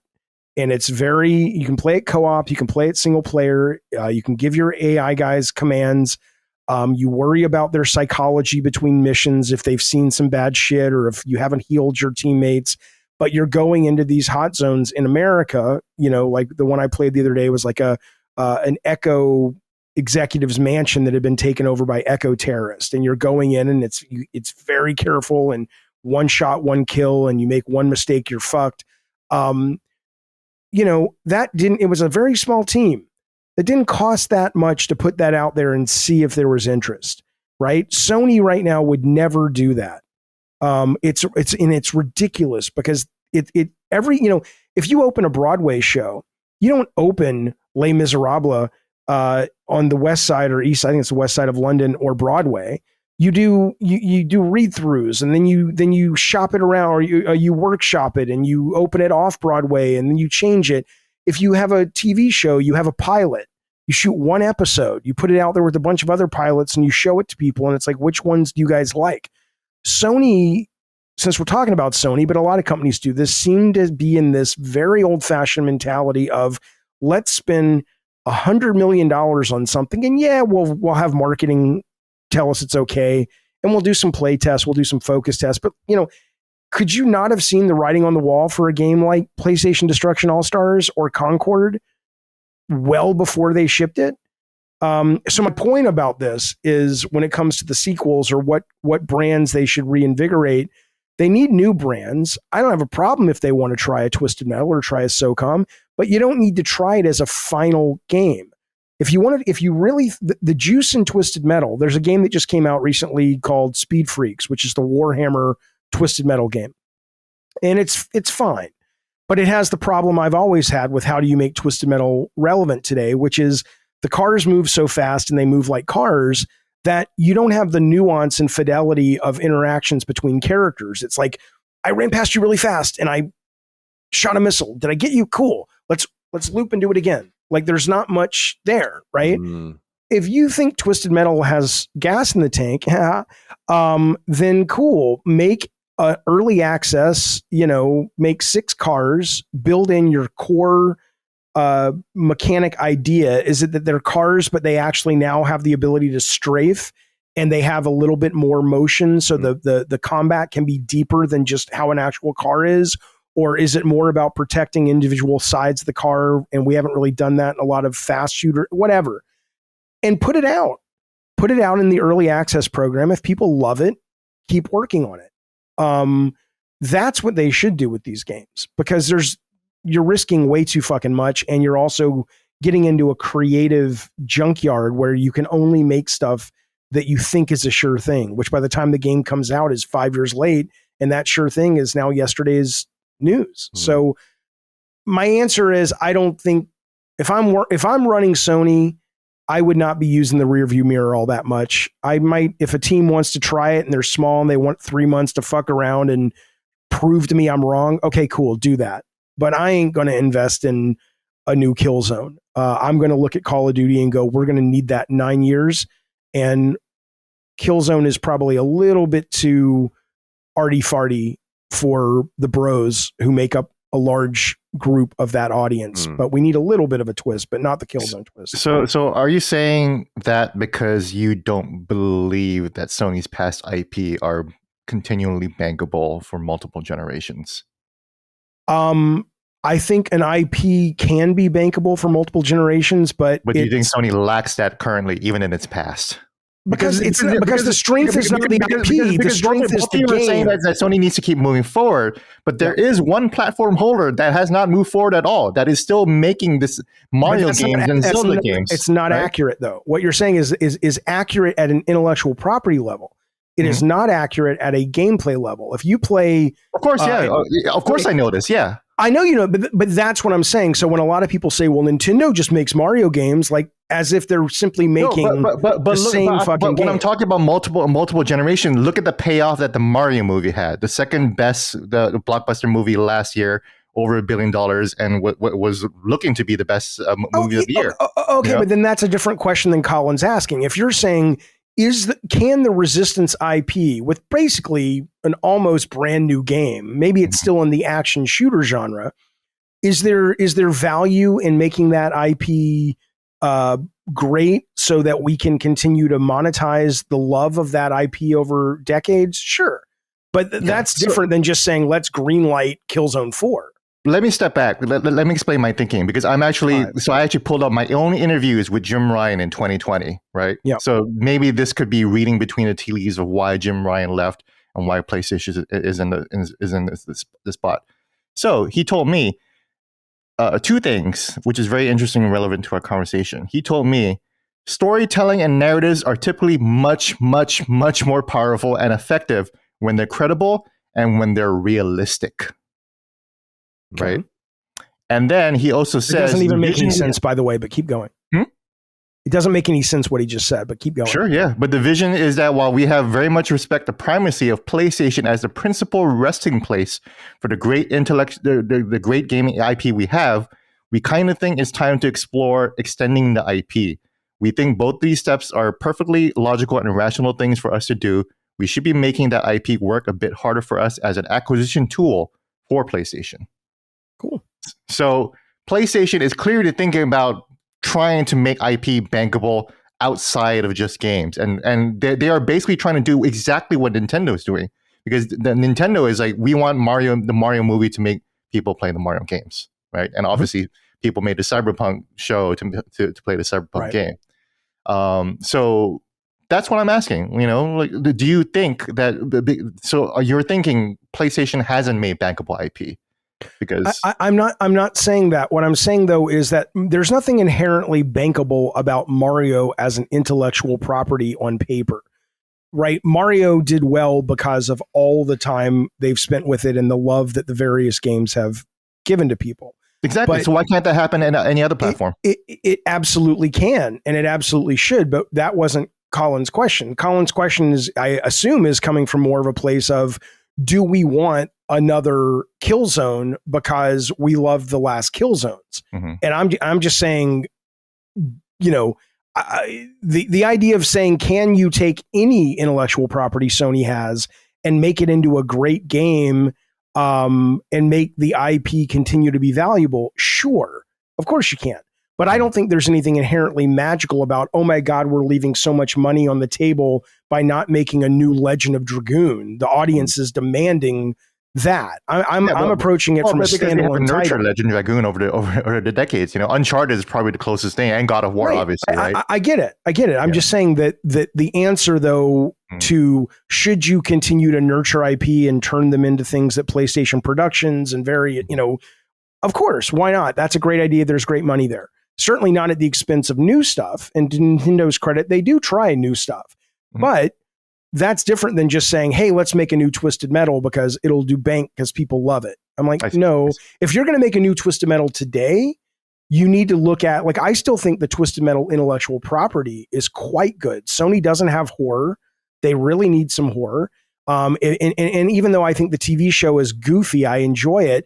If you're going to say we're going to make an action adventure game with cars, but it's still about getting out of the cars and having some kind of adventure or whatever the game is, and it's in this dark, creepy, strange, creep show, Twilight Zone, Twisted Metal world, I think that's great. Oh, a Twisted Metal single player game? Yeah, but if you're just talking about, let's make another car combat game where it's 20 cars in an arena and there's 20 arenas that ship and you can buy new skins and all this shit, no, I don't think there's any value in that unless someone comes up with some interesting mechanics that give it more moment-to-moment battle fidelity, which I haven't heard a pitch for yet. That's interesting. Mm-hmm. Yeah, and it could be that because we talked a little bit about this on Sacred, that because games take so long, especially PlayStation games take so long and they're so expensive, that there could be some perpetual IP that kind of goes away but never does, and we just have to see how it goes for decades. I think this is what's going to end up happening with Uncharted. There is clearly an Uncharted game coming. I mean, obviously, is it a remake or is it a new one? As far as I think it's, I personally think that live action trailer suggests it's about Cassie Drake. Oh, so stupid. So stupid. But maybe, I know that there was a remake. They were bouncing around the idea of doing a remake, and it's kind of time, I guess. It's a 2007 release. I mean, it's not like a new game by any stretch of the imagination, but so they maybe just by virtue of how long and expensive and risky the games are, that there's just going to be some perpetual stuff. Ratchet and Clank is perpetual too. We know that they have a plan on releasing a Ratchet game like every 8 years, basically. Is like how, like, they basically have a very small team using a 10% of Insomniac's resources to just quietly make a Ratchet game. And we know that from the leak as well. And it'll be ready for the next console or whatever. Like, it's not, there's like no rush about that. So you could do things like that too, I guess. Do you think a Cassie Drake game is advisable?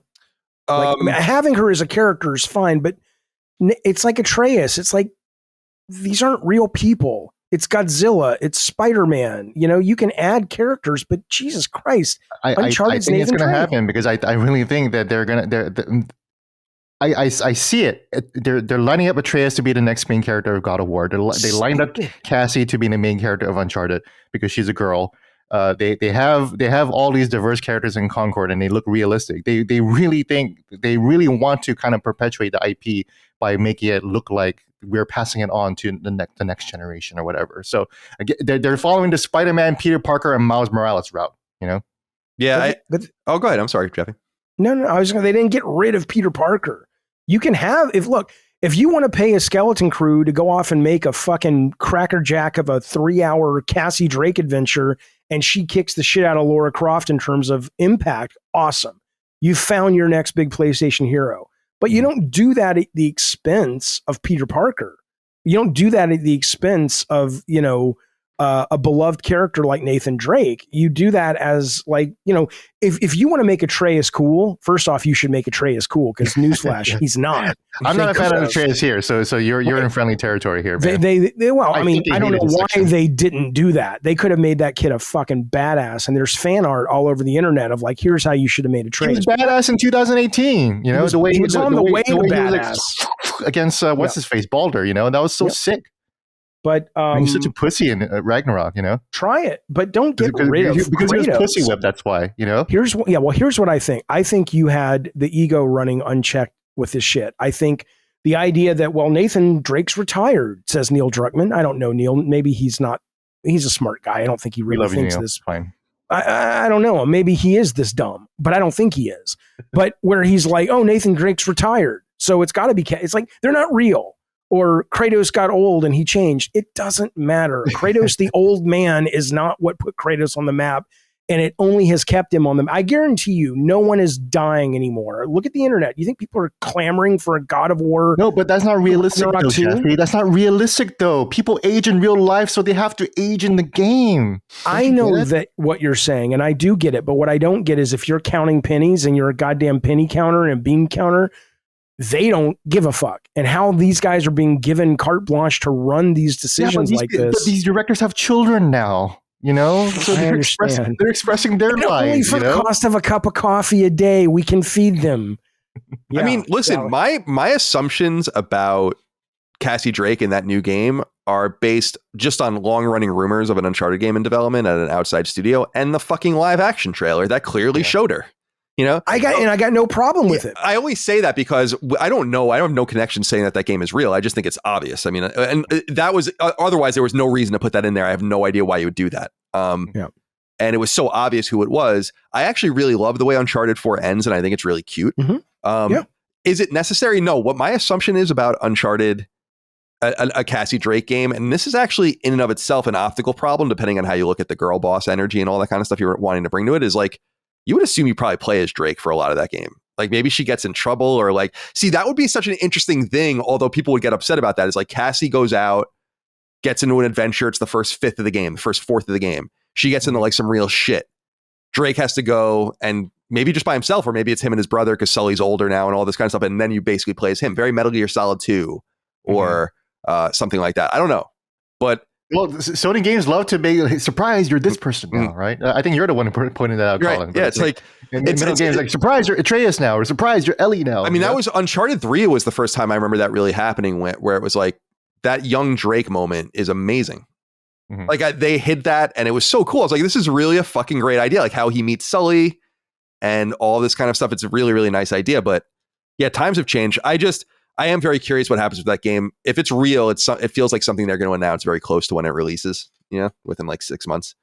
But we'll maybe find out about it soon. I have no idea. Let me ask you guys about this. I love how this is a Sacred Symbols Plus episode. Yeah, it's awesome. I was just, it's awesome. Yeah, it's great. I already wrote down a title, Old Men Talking Video Games. Something like that. So I'm curious. So I saw something. Let me back up. We had a conversation about strategy having to do with Xbox games coming to PlayStation. And that's been well worn. And we've talked about that. And that's obviously going to be something that accelerates. What I'm curious to ask you guys is, do you think there will be any reciprocity between, and what I mean by that, between the two sides, meaning like, will a PlayStation game go to Xbox that's not MLB The Show? This came to mind. I've talked about this many times, but it's come to mind much more recently because I saw Mike Ibarra on Twitter saying something to a fan along the lines of like, if I were Sony, I would basically put my boot down on Xbox's neck now. Like there's no reason to do that. But there seems to be some notion that like everyone's going in this multi-platform direction. And yet I don't feel like that's necessarily true, because I actually think that Sony's in a powerful position to maybe help hurt its primary competition and court some of those players over.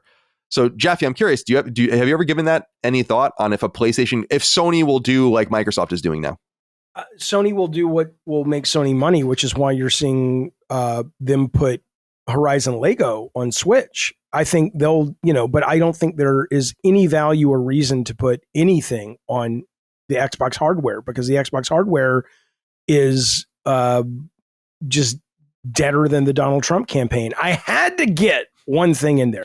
By the way, you Jaffe's politics. Yeah, we lost many, not many, but several subscribers at least on Patreon because you called all Republicans assholes apparently on a podcast. Well, I didn't say that. What I said was I was talking about MAGA, and I said that they were mean. And I clarified in the comments because somebody was saying it. I says no. I said that if you're MAGA in 2024, you're an asshole. I said, if you're a Republican in 2024, you're not an asshole. There have been plenty of great Republicans that I just don't agree with. But MAGA and Republicans are not the same thing. They're in the same camp. But MAGA is not the party of John McCain or John Kasich or even Ronald Reagan or the Bushes, as bad as the Bushes were for a number of things they did. MAGA is a cult. That's all I was saying. But I'm happy to reimburse you guys for whatever you. Oh lost. no, I don't. What I said on the show, because someone wrote in about it on Sacred, and I talked about it where I was like, I had originally seen this because we see exit surveys, right? People were like, "This is very," and then I was going to write you an email being like, basically like just a copy and paste of the images, and be like, "What is this all about?" I don't even know. Just to hear it from you. Remember. Was it me and Gene's show? Is what it was? And then I said on the show on Sacred Symbols, I'm like, I ended up not. I wrote like a sentence, and then I was like, nah, I'm not even going to bother because. I was like, it kind of feels, I get people are upset about people's political opinions and the things people say and all the rest, but like it kind of goes against the message too that I'm trying to send out of like just the interoperability of different people with different opinions and like not really having to like be like, why did you say this? Or like, so if it hurts us with a group of people, it's kind of like comes with the territory of saying or being free to kind of say your piece. So it felt contradictory to me. And so I didn't say anything about it. Well, and also just if you're listening, don't be a moron. Last Stand Media is not David Jaffe Media. I'm a guy who shows up when they ask me to show up. And you don't have to agree with me and I don't have to agree with you. You probably put me in the camp of some kind of awful parent because of the choices we've made to raise our kids. But guess what? You have that right. And you have a right to unsubscribe to anything you want if you don't want to be putting up with my beautiful face and my beautiful ideas. But, you know, I'm just supposed to bite my tongue to make you happy. Fuck you. Yeah, it's just not what I want people to feel welcome. And I hope everyone does feel welcome. But I also want people to say their piece within reason. Of course. No one has been out of pocket around me. So, no, it's not like we're saying don't listen to us either. You know? Yeah. I mean, Jesus, I think Trump's a nightmare. But if you like him, go vote for him. You have a right to vote for him until he's in jail. Please keep listening to us. Yeah, I personally don't give a shit what you do politically, to be honest with you. Unless you're a true extremist, like I really like if you're a communist, like straight up like I'm a communist, I'm like you could still be a good person. I think you're a dumb fuck. But that, you know, like, or if you're like a card carrying fascist, it's like do you know how many communists you just lost? Well, I'm sorry. Oh, how many communists? They have no money, so you don't have to worry about that. But no, they're all sharing one account. Yeah, they're not on Patreon, but everything within the bounds of those extremes, I'm like, I don't know, man. I just don't want to go around judging people based on their politics or making value judgments based on your politics or whatever. Because I've truly known good people that were socialists, and I've known good people that were Christian Republicans, and I know good MAGA people, and I know good I just do. It's just my reality, my lived experience. And what I have said is, I get the experience. I get the financial thing too for MAGA. If you're going, it's, you know, I've said many times that, you know, being principled is a privilege. If you can't afford to pay for things and you genuinely believe, as bad as Trump may be, that you can afford to put food on the table, if you vote for him and he wins, I don't like that choice you're making, but I respect that choice you're making. I'm talking about the people who are genuinely going, I like that Trump wants to put people in jail that disagree with him. And you could say, well, that's not what he really means. Well, that's what he says. And at this point, I'm going to take people at face value. When he says that, I'm going to believe him. In that case, you're an asshole. But if you're just like, dude, I just need to feed my family, I get it. You're not an asshole. You just want to feed your family. Yeah. So it's nuanced, you know? Right. Sorry, I didn't mean to get us sidetracked. That was my own interruption. Back to unless there's anything else we want to say about this. No, because I said something about the podcast where we lost subscribers, and that's how it came up. So it's my own fault. No, but I was asking you about, so my whole thing here is, I guess, and I'll pitch it to Eugene too, is I'm interested in this question because I'm not quite sure why people feel like it's so obvious that there will be reciprocity, when I think the theory, like in the war gaming, has to go much deeper than that. Where, in my opinion, it's like Xbox is on the ropes in some sense as a console ecosystem, and that's meaningful for you because it's not that you want to kill them in a vacuum. It's that like maybe you can get some of those people over to your console if they want to play on a console, and you don't want to really feed them when they're on the ground starving. It's like, no, you don't, just let them kind of die. The Switch stuff doesn't not only does it not, it wouldn't really bother me if games went to Xbox either, to be honest, but it doesn't bother me that Lego's going to Lego Horizon going to Switch. And I don't think that's the end. And in fact, I keep saying on the show that I feel like PlayStation games will go to the next Switch much longer, much more obviously than they would go to Xbox, because you kind of just want to snuff them out. So that's, I don't know if you guys agree with that theory, but I think the theory of the case, it's like, well, you can go sell 3 million more copies of Helldivers. And it's like, yeah, but at what cost? Why would they want to do that when there's much more gamesmanship going on behind the scenes than just selling a game? That's where Microsoft finds itself. That's not where Sony finds itself. They want PlayStation to survive. So I think it's an open question, and that's why I'm interested in asking people about it. Yeah. You kind of know my personality, where I do appreciate the fierce competition. You know, I've said before, part of the reason why I'm staying at the Washington Post is because of the thrill of the idea of taking down the New York Times, right? That if I was in charge of the Washington Post in 2016, I would have stepped on their neck. So to hear Mike Ibarra say that, I agree with him. If I was an executive, that's where I would kind of lean toward, just kind of being more cutthroat. I feel like it only benefit the company better if we try to just completely smother them out, you know. And I think it kind of goes back to your point, Colin, about that hot take that you said that maybe Bobby Kotick shouldn't have been fired from Microsoft. Yeah, because look at Bobby and look at Mike and look at how fucking bloodthirsty they are, right? Look at how vicious they are, and look at how successful Activision was, right?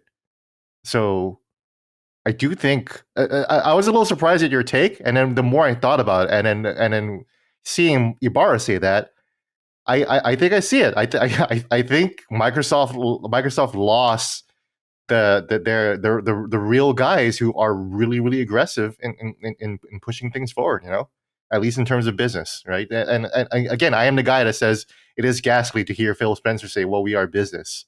But, you know, I'm not in some kind of imaginary makeup world. Video games is still a business, right? So when I'm now talking about the business side, and I am talking as a CEO, and you see the way Bobby and Mike ran their companies. Yeah, I think they could be cutthroat. So I just look at that for people that don't know what Gene is referencing. It's that I have this idea that when the merger happened or when the acquisition happened with Activision purchased by Microsoft, that what Microsoft's board should have done is said, like, now Activision's C-suite's in charge of Xbox, and especially now that we know that they're going to become a major third-party publisher. Basically, it's like those are the exact people that you would want in that position. You can easily expel the rest of these guys. They've obviously failed your brand. They're the ones that made $70 billion out of all of this. Right. You know? Yeah, exactly. And that's what I brought that up specifically because I'm like, people think Bobby Kotick's so bad. You can have your opinions on Bobby Kotick. I don't think he's the most savory person, and he's accused of doing some weird and unsavory shit. However, I was noting to people, and I don't think a lot of people notice, is that he's still a deeply respected businessman, and should TikTok spin off, which is legally they're bound to do in the United States, and who knows if it'll happen or not, it's pretty certain that he's going to be the person that runs that company. And so it's like, I'm sure he's pretty thrilled to be at a company that's even going to make more money, but the idea that he's like totally radioactive when people are still throwing enormous amounts of money at him to do these corporate takeovers and do all these kinds of things, it's like, dude, you had him.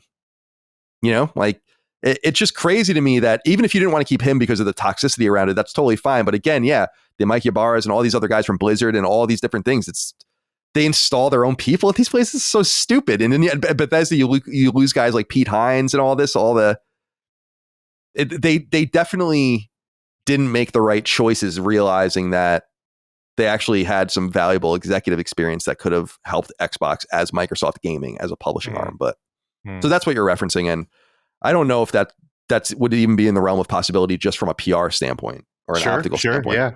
Yeah, because it sounds fucking crazy. I was like, wow, Colin, you sound fucking crazy. But I see your point, you know? It's just, it's like, I don't know. It's just interesting to see this company just not be able to figure it out. But I think that they ultimately just flew too close to the sun and got the situation. It's like I said on the recent show, it's like the Eye of Sauron's on them now, where no one gave a fuck about what they were doing. They were just losing a little bit of money. They were making a little bit of money. They were kind of just going along. and now they made this huge acquisition, and there's a lot higher expectations. And I was saying, imagine how different it would have been if they bought Bethesda and then they bought Capcom, or something, or you bought Bethesda, then you buy Sega, then you buy WB, and suddenly you're not that big. You have a ton of talent and content. It's not as dire for you to get things done. You can see these games through as exclusives. They just flew close to the sun. It's too much of a nut, as my dad would say, as far as like what they need to pay, and to get all these things going. So PlayStation has become really valuable to them. I think this idea that there'll be reciprocity is just, anything can happen, but I doubt it. No, yeah. Yeah. To answer your question, I would be like, fuck no, we're not going to release fucking, Ratchet and Clank on Xbox. Are you fucking kidding me? No, come to PlayStation or maybe Nintendo Switch too. I think Sony's dead ass serious about Microsoft's situation with them too, just because one thing I noted, and this was notable to me, is because everything leaks, or you at least hear things behind the scenes, is that there was nothing about those first 4 games coming to PlayStation. Some people were chattering a little bit, but there was just nothing concrete about it. And it tells me that Sony on their side realized how important it was that they kept that secret. And, when dev kits were getting ordered, when relationships were being developed and all of the rest, and telling their own people, like, we have them. Like, we have to make sure that we don't fuck this up at all. And you saw it accelerate to the point where Indiana Jones was announced at that Jeff Keighley thing at Gamescom. And then immediately there was an object on PSN. I was like, wow, Sony knew, it wasn't something that was sprung on them later. Like, we're going to certify this port. That cautiousness, I think, is very smart of Sony. And you said this before many times, but you give Sony a lot of credit for not following the Game Pass route, right? Because as you said, and as I've thought too, it's like, it's very tempting. Why don't you copy that? It was a new and interesting experience, and it turns out that it wasn't good. That was probably an urgent couple years behind the scenes at Sony. So I have to respond to this. Well, first off, I think Sony, the real smart play is the Switch for them, because I think Switch has historically been, even to today, a younger person's platform. And the more stuff they put on there as the kids get older and they start to go, oh, I played a God of War on Switch too. I like God of War. Oh, the new one's only on PlayStation, at least for the first year. I mean, there's a lot of logic there about partnering with their games there. But I agree with Xbox. I don't, there's no value in it for them, of course. And I'm not saying that Phil Spencer knows where the puck is going, but there is a narrative that I think is just as probable where he knows where the puck is going as Sony, and Sony doesn't. Because you guys, and a lot of people who talk about consoles, seem to think the land today is the land in 5 years. And I have just played too much where the Phil Spencer vision works beautifully.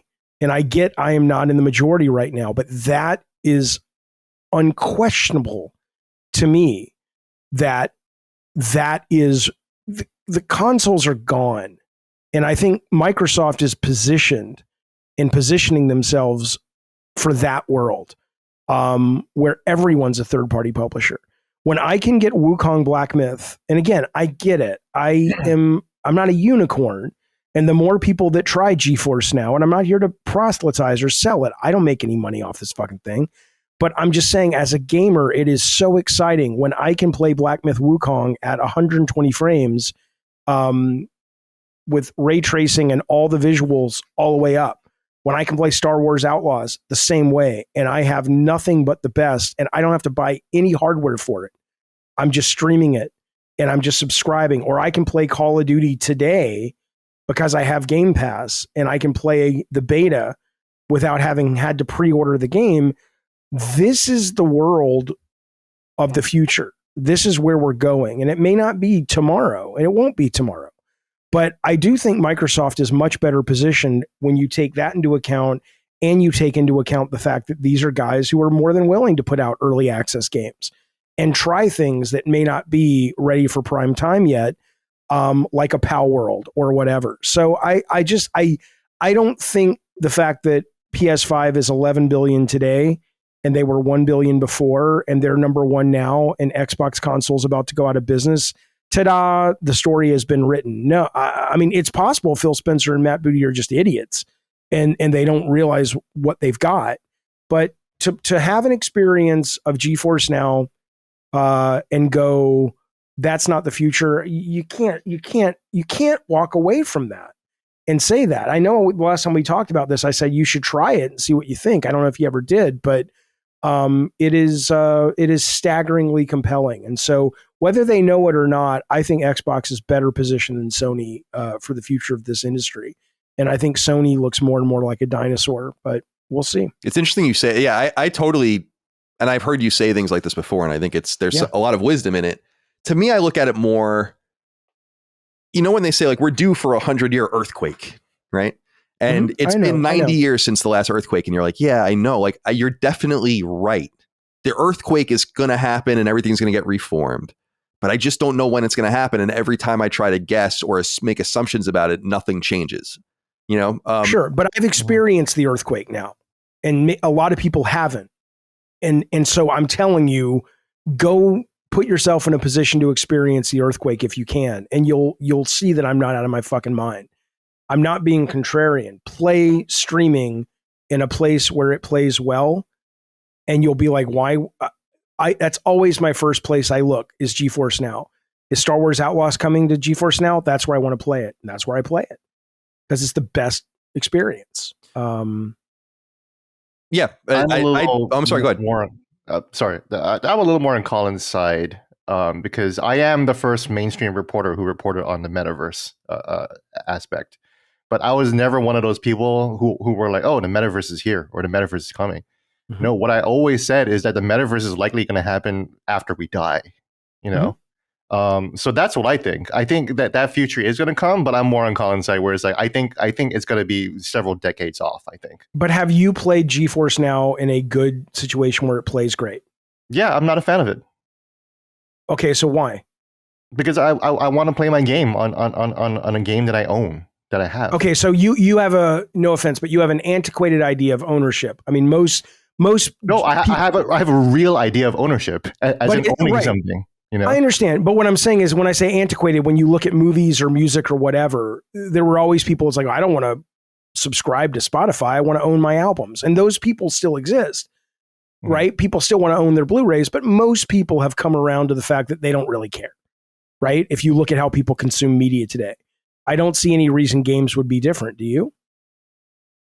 I think so. I think games are different. Why? I think because we invest so much more emotions and time and effort into them, because it is inherently not a passive medium, it's why our fandoms are so fucking sick and gross because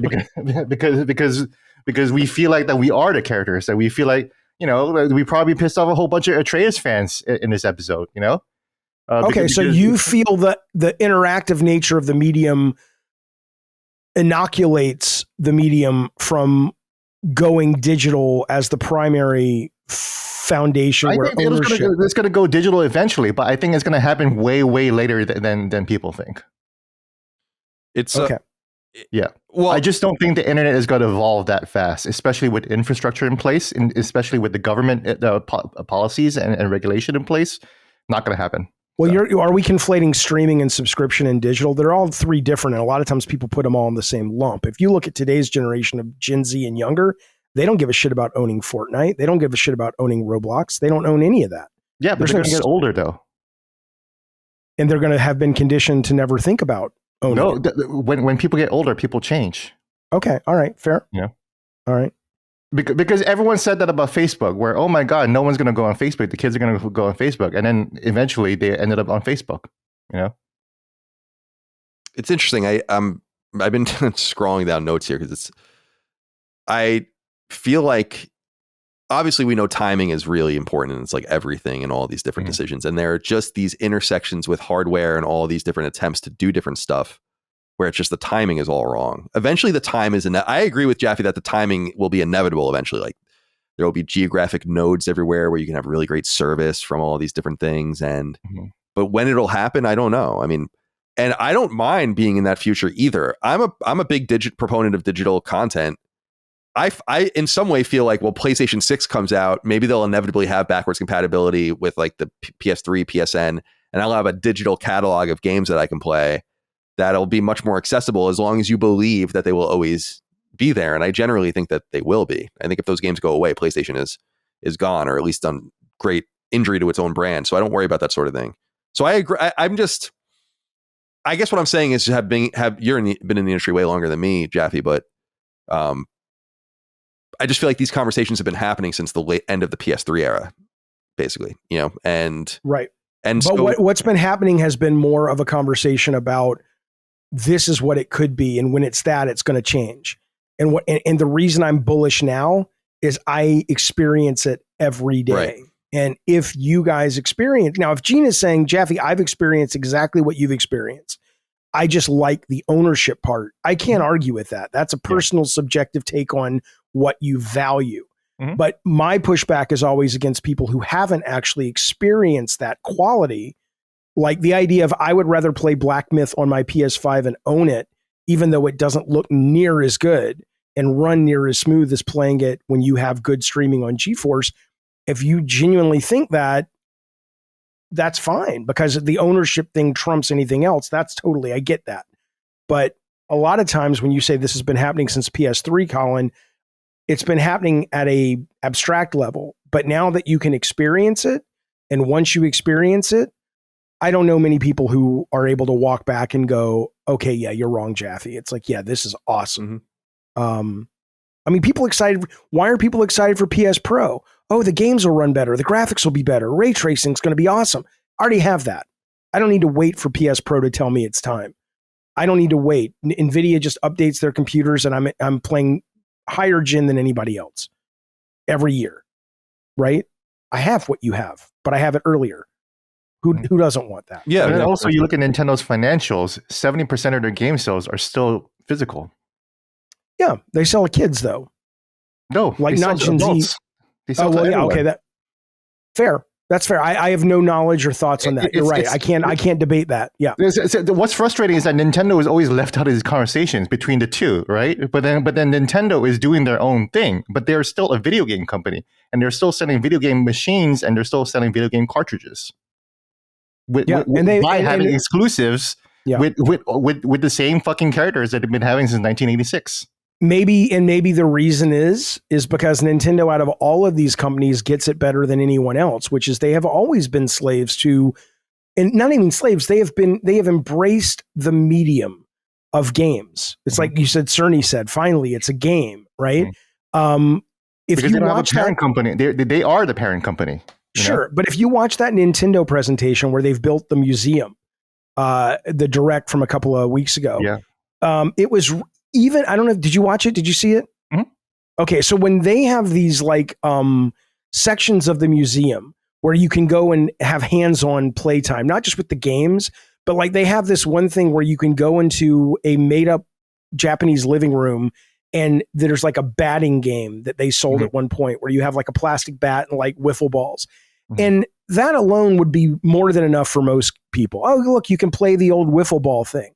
But no, the Japanese home actually has sensors everywhere that if you hit the ball and you hit the cans, they rotate and say Mario and Luigi. Or if you hit the TV turns on and you get a little funny little thing, right? Mm-hmm. They have always understood they are about games and gameplay and fun. Mm-hmm. And so maybe that being their North Star, they're able to sort of ride the waves because they're like, we're making games, man. We don't, the medium or the delivery mechanism is irrelevant. It's about giving you the fun. Whereas Sony and Microsoft and a lot of PC, it's like, it's about the fidelity, the visuals, the next gen, this, that, and the other. And so they have to kind of keep running just to stay in place. Whereas Nintendo's like, the sky could fall or the sky could crash down. As long as we're focusing on fun, we'll be the best cave people in the post-apocalyptic world, providing you with the best fun because we can make fun with a coconut and a stick. I mean, that's exactly right. It's been reported that Nintendo can fail several console generations and they'll still be good and solvent as a company. And they are recession-proof.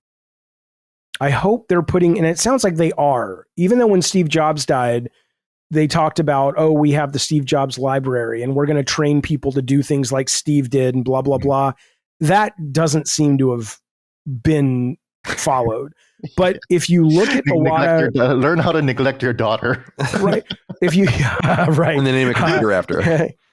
if you look at Iwata going, and now, Miyamoto's not going to be around for terribly too much longer, sadly. It does seem like they have brought up young creators in that mindset, which I think is very, very exciting and great for people who love the medium like I do. But I don't know if you can say the same for Xbox or PlayStation. No, because Xbox is firing their legendary creators. They fired Harvey Smith, or they laid him off. Yeah.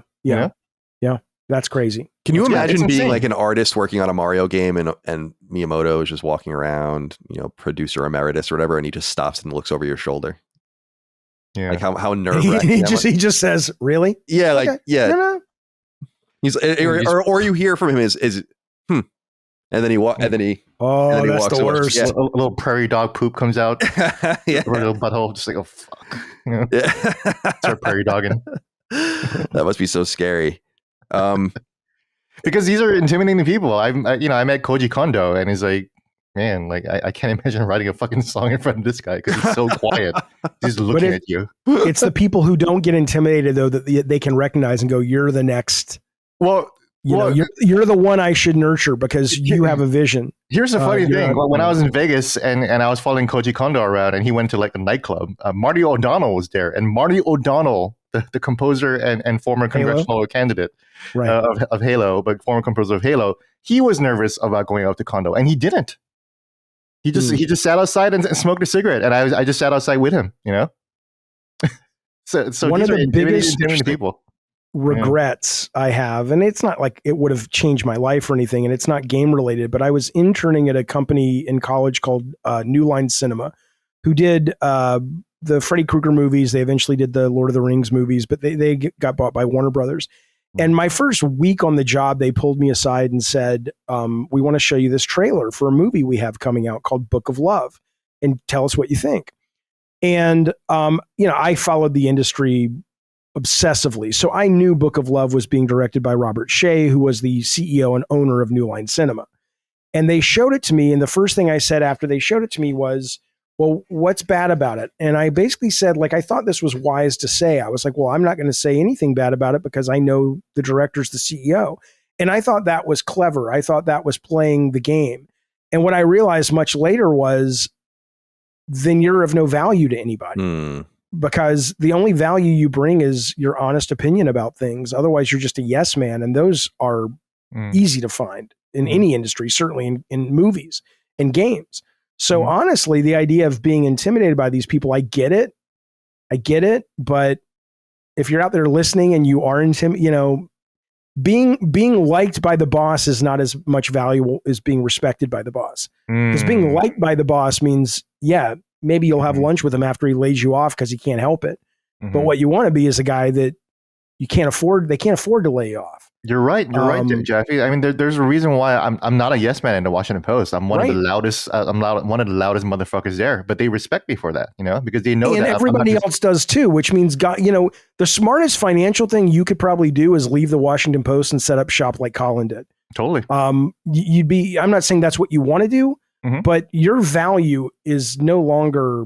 You've built value outside of being a Washington Post guy. Thank you. That's so much more valuable that, Colin's like, shut up, Jaffe, you idiot. I know, but I'm just saying You're not bothering that you're right though. And they would be idiots to get rid of you, especially for a lot of reasons, but especially probably because you do express yourself. And that's rare, man. So I was looking up the Book of Love. Now I've never heard of this movie. Of course, it was terrible. Yeah, it's just usually I'm continuously surprised when not when I learn things, when I hear about something that I have never heard of, and it's like, this is a movie that was like in the theater. You may have heard of The Last Mimsy or something. That guy directed that as well, which was like a sci-fi kids movie, which you might have been a little old for it, but it was 2007. Like yeah. So you were probably too old for that, but like kids today will talk about that came up with that. But yeah, Book of Love was his first attempt, and it was just junk. Yeah, it doesn't look great, but yeah, that's what. So no, I looks terrible. That's interesting that you worked over there though. New Line, they got sexually harassed over there, and I liked it. You did? Oh, I loved it. Yeah. I was like, this is awesome. She keeps slapping me in the ass. Cool. Really? I'm coming back. But I get, though, that there's a power dynamic differential because I'm a man and she was a woman. But I was like, and she was attractive.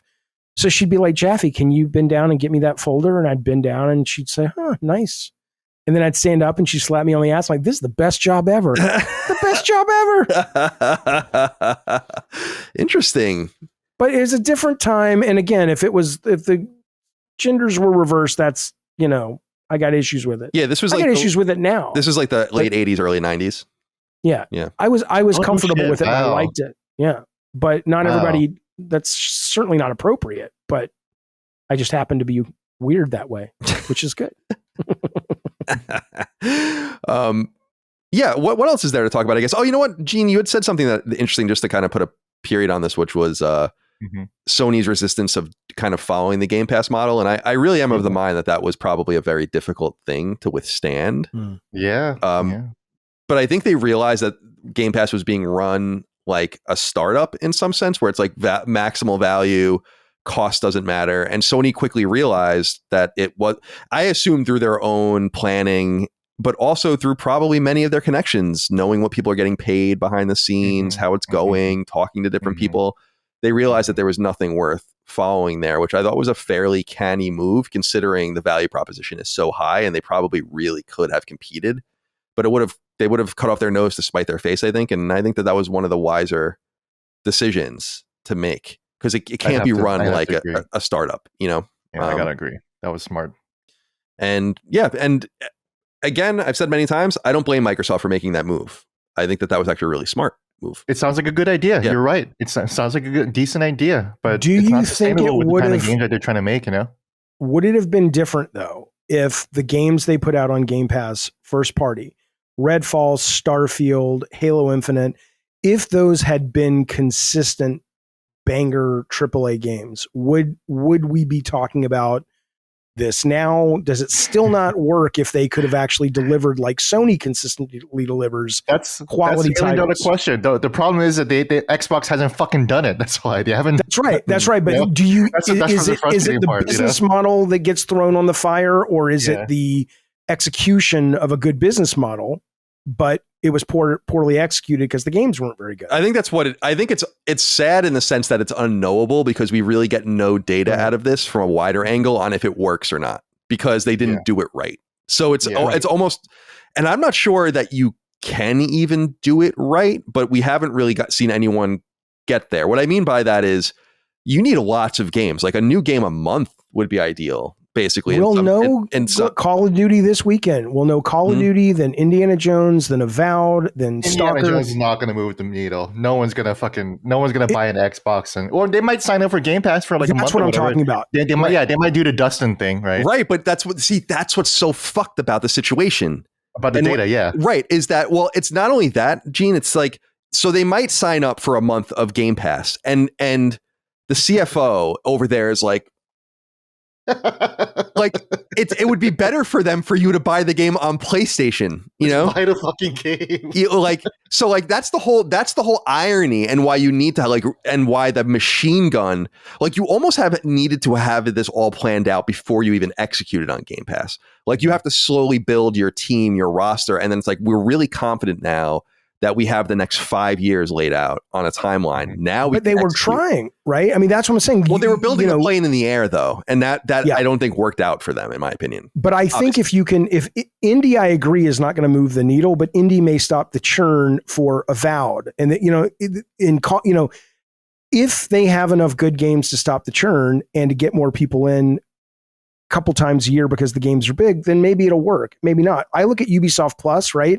Ubisoft Plus right now, holy shit, what a deal, right? I can play Star Wars Outlaws, which I'm enjoying very, very much. Believe it or not, I know people hate me online now because I changed my mind. I'm like, it's a really good game. It starts horribly, terrible onboarding in that game. But anyway, and then, you hate it. You had that video where you hated it. I thought it can go fuck itself. It was so badly. I don't know what these people are smoking, thinking that was the way to open this game. Colin, do you plan on playing that game? Because it is a very much a Colin Moriarty checklist Ubisoft game. It's kind of a far cry. No, I don't think I'm gonna. But you hate Star Wars, though, yeah. It's like, to me, I just. Oh, if you hate Star Wars, this game's crap. The game itself is subpar. Yeah, I just don't want to. I don't want to If you love contribute Star to it Wars, even. it's great. Yeah. But assuming you like it, right? So you get Ubisoft Plus gets you Star Wars, and then if you time it right, that same month you can get Assassin's Creed Shadows, that looks really good, at least from the last drop they did. And they've got the last Prince of Persia I haven't played. The Crew Motorfest is awesome. So that's like 2 or 3 months. I'll still unsubscribe. I told Alexa to remind me to unsubscribe in 3 months. But if you're right, if you can build that machine gun cadence like a Netflix, you got a point there, Jaffe, because and I made this point in my Star Wars Outlaws review, but I think people are kind of forgetting that Ubisoft is a very, very high output publisher. Fucking Massive just came out with Avatar last year, and then now they're coming out with Star Wars Outlaws. Massive looks. I mean, Avatar though looks so much better than Outlaws. I don't know, like visually, like I'm playing them both on GeForce, and I was like, it's gorgeous. Oh my god! And then Outlaws looks good, but not like that. Outlaws is a very typical Ubisoft jank game, and Avatar felt like it kind of transcended that a little bit, because the quality was so good. So maybe, I don't know, maybe Star Wars Outlaws fell apart, You had a conversation with someone on Twitter about Valhalla that opened my eyes to that game and makes me actually want to go play it. I was very turned off because of the bloat, and somebody wrote something and you commented, or I forget the way the conversation unfolded, where someone likened it to more like, this is something that you just come back to like a long novel over the course of a year. That's what I've been saying. And you don't attack it like you're trying to finish it in a month. And it's joyful if you do it that way. Yes. And I'm like, I never thought about that game that way, or any game that way. Yep. And now I actually want to, after I play Shadows, I want to go try Valhalla on Ubisoft Plus, because if I approach it like, dude, this is like 6 seasons of television. Don't worry about finishing it. Just be in it. Like Gene is suggesting, that sounds pretty good, actually. Yeah. And Starfield could have been that game for Xbox Game Pass. Unfortunately, people weren't as jazzed about Starfield as I think people were hoping. And again, people did play it, and they did crow about high engagement and high subs for during that month specifically. Right. I loved it, but I get it. Most people did not. Yeah, I loved it, but I overestimated it. I remember saying like, I just felt like it was a slam dunk.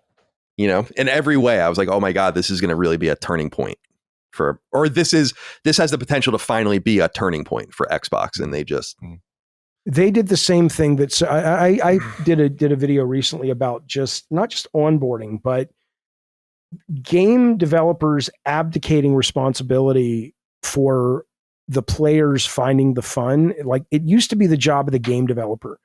And then somewhere along the lines, like Starfield's a great example. Starfield, if you quote, play it right, and I played it right. I followed, I did a couple of side missions at first, but I took the main path.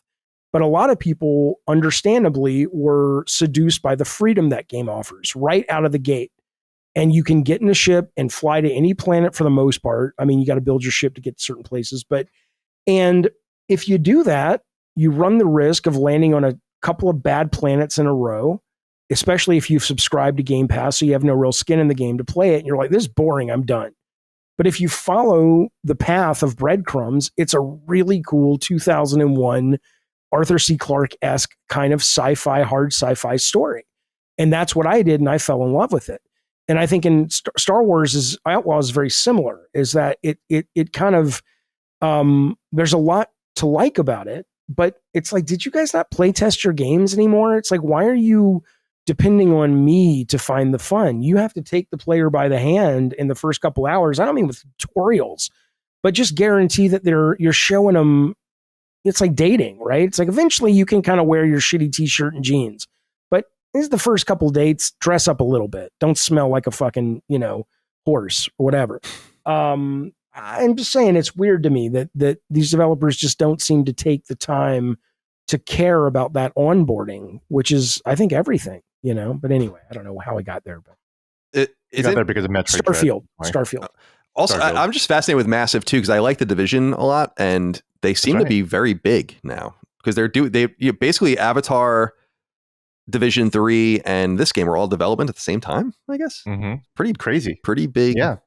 Big studio out of nowhere. Yeah. So Ubisoft, I wonder how Ubisoft Plus is doing, but there is some good value in there, considering their cadence. So I don't know. Well, but I yeah, believe, but yeah, like you said, Colin, we just don't have the data for Game Pass because they haven't done it. and I just think that there's a contradiction. This is why I was doing my head in the hands, like, you know, Amy Hood being like told that people are subscribing for $1 a month and all this kind of crazy shit, and they're like, we can just sell the games, like just sell the games, and they've put themselves in a position where they're going to have a very difficult time doing that now. I couldn't personally believe. People used to ask, like, what if they stopped doing day and date releases on Game Pass? I'm like, that's not possible, because that's what Game Pass is all about. But they kind of did the thing that I never thought they would do, to be like, no, we'll just make another tier. And that's like the real Game Pass. And then this is like the janky PlayStation Plus Extra Game Pass, and so on and so forth. I think it's a somewhat good observation to just say they're running it like a loss leading startup. And eventually the startup needs to start making money. And it's not possible, I don't think. This is what's so funny about people being like, thanks, PlayStation fanboy ponies, for subsidizing Game Pass. And it's like, yeah, you're welcome. Game Pass needs to be subsidized. So we're happy to do it. You know? Yeah, that whole tier ultimate thing is ridiculous, man. Because every time I have to hide a fucking ad on Twitter, it always reminds me, oh, do you want to subscribe to premium? Because I pay for Twitter Blue. I'm a Twitter premium subscriber, but they're asking me, oh, do you want to subscribe for Premium Plus? Like an extra layer. Yeah. Like, how is it better than premium? Yeah, what the fuck does premium mean then? It is nonsensical. I'm on Twitter Blue as well, or whatever they call it, but I just randomly got my check mark back. I'm not paying for it. I don't know how that happened, but yeah, I tried to get mine back, but Elon wouldn't give it back to me, so that's why I just went back to paying for it. I just got $50 today. So oh, nice. Yeah, I am eligible for it. I am eligible. I have enough views to be eligible, but I cannot monetize still. Like, I don't know what. Still? Really? Yeah, like I'm not allowed either. It won't let me turn it Really? on. Like there's like 3 check marks. It's like have this many followers and this much engagement or whatever. But then I have more than the amount of traffic, but it doesn't show it as checked. So I can't click the button to go to the next thing to like sign up. I even sent them my license and stuff, because there's the thing where you can verify yourself and all of that, but none of it happened for me. So that's too. I was making money for 2 months on that. And then I posted a screenshot of naked people in Baldur's Gate, because I was like, I'm doing an all-lady, blonde lady, naked Baldur's Gate game. And they're like, oh, okay, you can't make money now. And I said, you guys have porn all over the place. And I was like, I'm happy to take it down. And I did. I said, I've been on Twitter for 10 years. I've never posted nudity. I figured it was okay now. And since it's a video game, and they just never responded. And so now I'm like, oh, I could be making money off Twitter. But you know, these companies will not personally respond. No, it is awful. Dude, we were just talking about this on Sacred, Chris and I, about YouTube. How if something happens on YouTube, there's no one's going to give a fuck. And the only way you can get anything done is to like go to Team YouTube on Twitter and hope that people like it and upvote it. It's so crazy to me that they just make these arbitrary, capricious decisions. And then there's no one has to any, like, it doesn't matter. No, too bad. This is happening with Chris. Chris Reagan is shadow banned on Twitter. And like, straight up, you can't find, like, how are you shadow banned on Twitter? You can't, I don't know how, but you can't search for him. Like, you will not find him if you search for him. He doesn't show up. Yeah. He doesn't show up for me. And it's so he's there, but you can't find him. Like, you can't find him. And unless you can like see his tweets and follow him that way and all of that, but you can't, if you search Chris R. Gunn, his name, like, it will not come up. And it's like, that's a checkbox in a back end. Why is it so difficult to get in touch with someone to fix that? Yeah. It's so crazy to me that like volume is looked at as like, well, you get to a certain volume where it's just not possible anymore. And I'm like, well, that's a choice. Walmart makes the same kind of choice in its own way. I was realizing like, the pants are too big, just keep them. You have something to bring back, no receipt necessary. It's like just it's a lack of competition, though. I wish there was a YouTube alternative. I wish there was a really genuinely successful Twitter alternative. And I know people say Threads, and I'm on Threads, but fact of the matter is, it's not.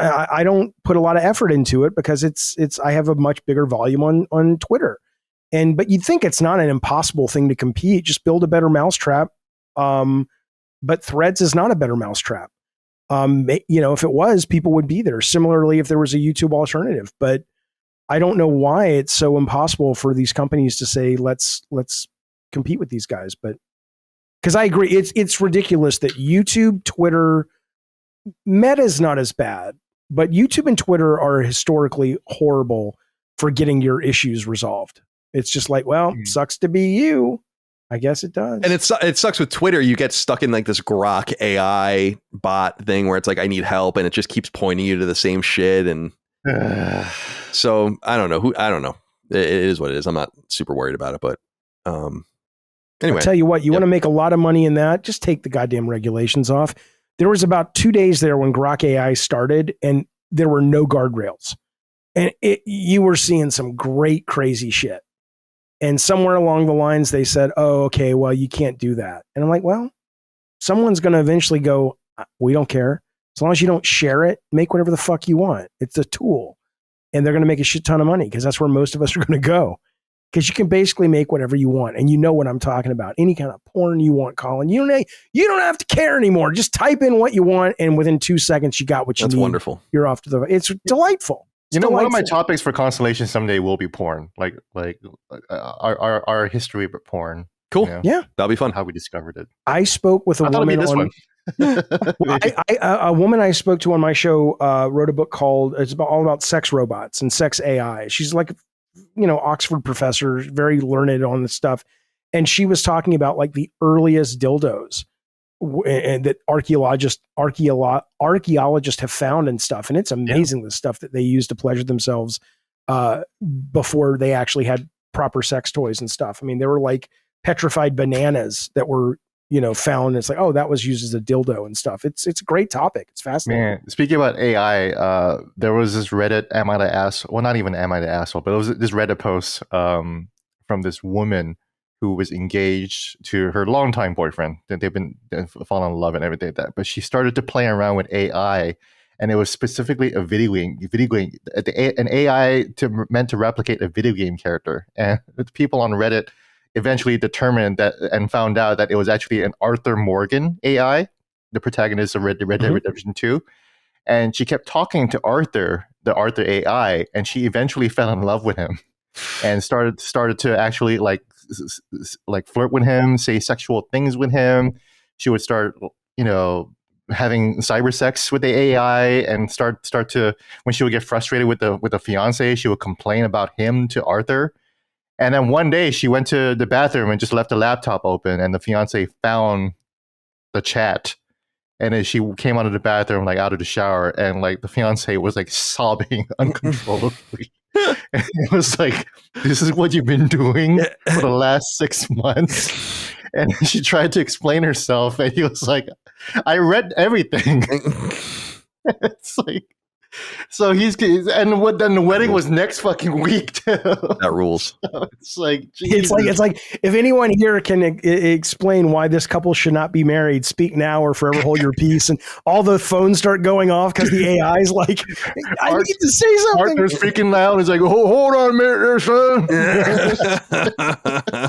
That's fantastic. But I was reading that, I was like, man, that is fucking dark and sad, and oh my god, I didn't feel sorry for her, but I felt bad for her, I guess, because of how fucking embarrassing that is. And she was like, yeah, and what did I do? I talked about it with Arthur afterwards. It is love it. Talking to AI, like if you go to Meta now, they've just launched their chat bots, and you can make your own and all this stuff. And even though, I talked to one that was like a therapist the other day because I had this really, what I consider a profound drug trip a couple of weeks ago. What were you and on? I was just pot, but it was a massive amount. And I'm also on like, Concerta and stuff for my ADD. I don't know what it was, but I'd never had that kind of experience. I recorded audio clips of it. I saw beings. It was fascinating to me. Wow. Yeah. And I haven't had that in a while. And I spoke with the AI about it, and it was like, and like, I know it's not a real person, and I know it's not even not only a real person, it's not programmed to be a real person. It's just a language model. I get how it works to some extent, but it doesn't matter. The human brain just anthropomorphizes, I can't say it, you know what I'm saying, creates human elements to things that aren't there. And it's entirely believable. Within seconds, you believe that you're really connecting with this thing, because I wanted someone to talk to about it. I was just like, I need to talk to somebody about this, because I'm really interested in this experience that I had. And my topic for Sacred, or for Constellation, when we were going to do more of a topic-based show, was I was fascinated because I tweeted about it, and I'm always interested in the judgmental responses people have to people who enjoy drug experiences like that. I know as a kid of the 80s and Nancy Reagan and Just Say No, I recognize it, but there are people that are really triggered by other people when they talk about their positive experiences with drugs. It's like they really want to they want to shame you about it. And I'm just kind of like, dude, at the worst, I had a very interesting experience with my subconscious. At the worst. At the best, I saw things that might give hints as to how things are actually working behind the scenes.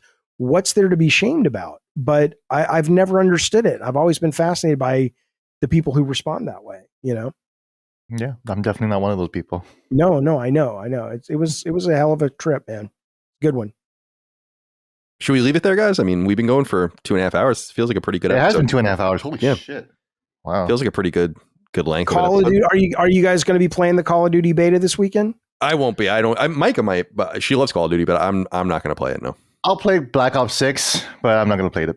I don't like playing betas, unless it's a very interesting game, or it's going to be continuing progress, which this beta might do, but I'm not going to jump on Call of Duty. Can you speak at all about your time playing Zelda yet? When is this coming out? This will be out September 9th. Oh yeah, then I can. Is it good? Yeah, it's fucking great, actually. I would actually say, and I'll obviously, hopefully, people would have talked about, or people. Well, actually, no, I'm not Punching Up, because Punching Up is the week after. So yeah, this will be the first LSM Zelda Echoes of the Wisdom impressions. Then, so thanks for asking. But it is a remarkably deeper than I think a lot of people will realize. It is basically a Tears of the Kingdom with a top-down perspective, but the world is very much in 3D. So when she is able to have an echo and summon a spider, you can use the spider Skulltula to climb up the strand web, and then so that it just use that 3D space to just climb up. Or you can just make a bunch of fucking beds and climb and make a staircase that way. And they just showed the trailer today, so I can talk about it publicly. But there is a Swordmaster version of Zelda where she picks up Link's sword, and for a limited amount of time with a magic meter that ticks down, she can just basically turn into fucking Link and just go crazy, go to town on people with the sword. So it's woke. She transitions then. It's like no, she's still Zelda, but she puts on the tunic and she does.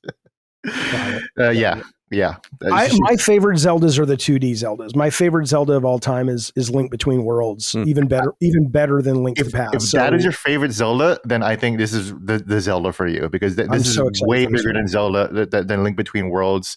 It also does a Fog of War map. So in Zelda usually you just have the whole map, right? But it's very much like Elden Ring. Not Breath of the Wild doesn't do that, but yeah. Well, no, but like Link to the Past had like the mountains at least covered with the Fog of War. Oh yes. So imagine that, but the whole map, except that you can kind of see a suggestion of it because it is like drawings.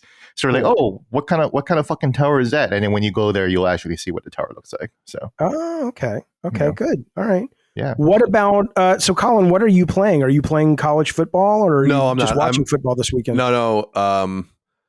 Because college football starts this weekend. It does, yeah. I'm not a college football person, so NFL starts next week. Did your school have a football team? No, actually, we did. I lived with a football player my freshman year. It got shut down midway through my college experience. Yeah. We are a hockey school. Our hockey team was like the relevant team there. Yeah. So my school, Cal State Fullerton, right here, does not have a football team. So I have no affinity for college football or anything like that. If it did, then I probably would have bought it and played it by now. Because we're Division 1A hockey and a few other sports, but we were Division 1 or maybe Division 2 or something football. Like our team played. It's not a club team. It was a real team, but it played at like a local community college. Like we don't even have a stadium or anything like that because we spend all of our money on like the hockey arena and stuff like that. So, and then, cool. I lived with a guy there. I remember his name was Jim West. And he took this protein powder that smelled like maple.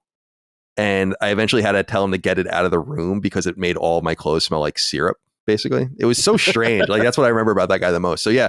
Was it like creatine or some shit? Yeah, I don't know what the hell he was. He was huge. I think he would have fucking killed me if I'd said anything wrong to him. But that's exactly what my fucking roommate did too. It wasn't maple flavor, but he was just like tanking like protein powder and shit all the time. Yeah, he was just, this guy was...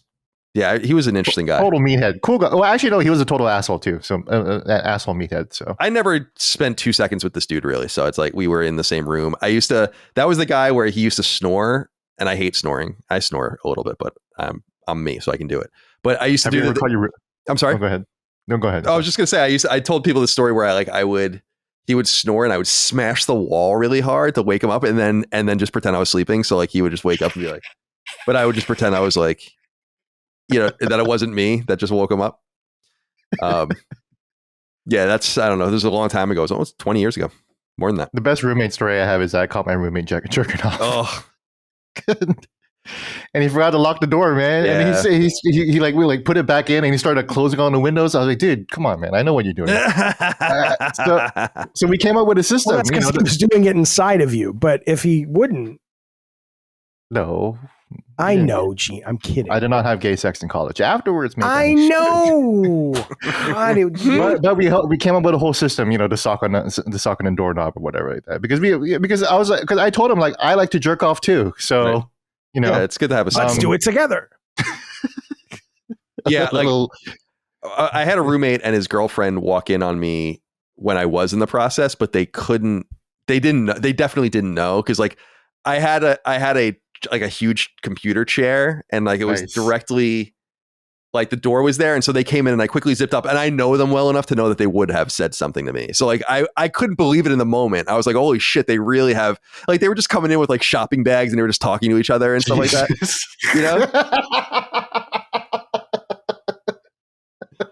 The best lesson ever. And you clearly haven't followed it, Colin, is from Dune, where Paul Atreides is told by maybe his security, it's like never sit with your back to the door. Yeah, he could have clocked me, but I benefited that time. Yeah, for sure. I was going to ask you the Jets because I know you like the Jets a lot, but was it the Jets? I saw some Twitter clip this last week of this insane play, and I think it was the Jets, and it probably was like at a scrimmage or something, so it didn't count. But they were. Is this the Jets where they were tossing the ball like from one guy to the other and it just felt like the play was never going to end and they were able to like lateraling and stuff? I don't think that was the Jets, but I haven't watched too much preseason, to be honest, like footage. Okay, I read the sites and stuff, but fuck, man. I hate preseason football. I hate it. College for the next 3 weeks is boring because it's like you're playing a high school team, basically. I mean, it's not really interesting. Yeah, preseason football is just boring because it's like the lower end of the roster. Like no one that matters plays in the preseason. So the games don't matter. What happens doesn't matter. There's nothing like anything remarkable. It's like that's the third string defense and like the fourth string quarterback. And so I just can't get into it. So I'm listening to my podcast and all that. But games wise, I'm playing Ayuden Chronicle 100 Heroes now. I'm like 25 hours into it. It's pretty good. Oh, the main game? Yeah. No? Yeah. How is it? It's like unapologetically Suikoden, like unapologetically. And it's good. And I still have to get back to Kunitsugami. I really liked that game. I just stopped playing it for some reason. And then Vampire Survivors is out on PlayStation, so I'm playing that. And when Astro Bot is the day of our live show, Astro Bot comes out, so I'll come home in about a week and from when we're recording and play Astro Bot. So I'm looking forward to that. And then the games begin. I mean, there's just a lot of shit coming out. That's not a lot, but there are finally some things that are coming out, which is good. Yeah. It's about to be real busy. Yeah. So, well, guys, I appreciate you joining me today. This was a fun episode of Constellation, just talking games, no topics. Just, I wrote a bunch down so I know what to say in the description. We did talk about things, I promise. Gene, goodbye to you. Have a good weekend. Be well. Thank you for joining us today. Thank you for hosting and hanging out, both you gentlemen, and best of luck to you both on the San Diego show. I can't believe it's already here. I can't believe I'm when you said that you're about to fly out, I was like, holy crap, it's actually about to happen. That's crazy. Yeah, next week.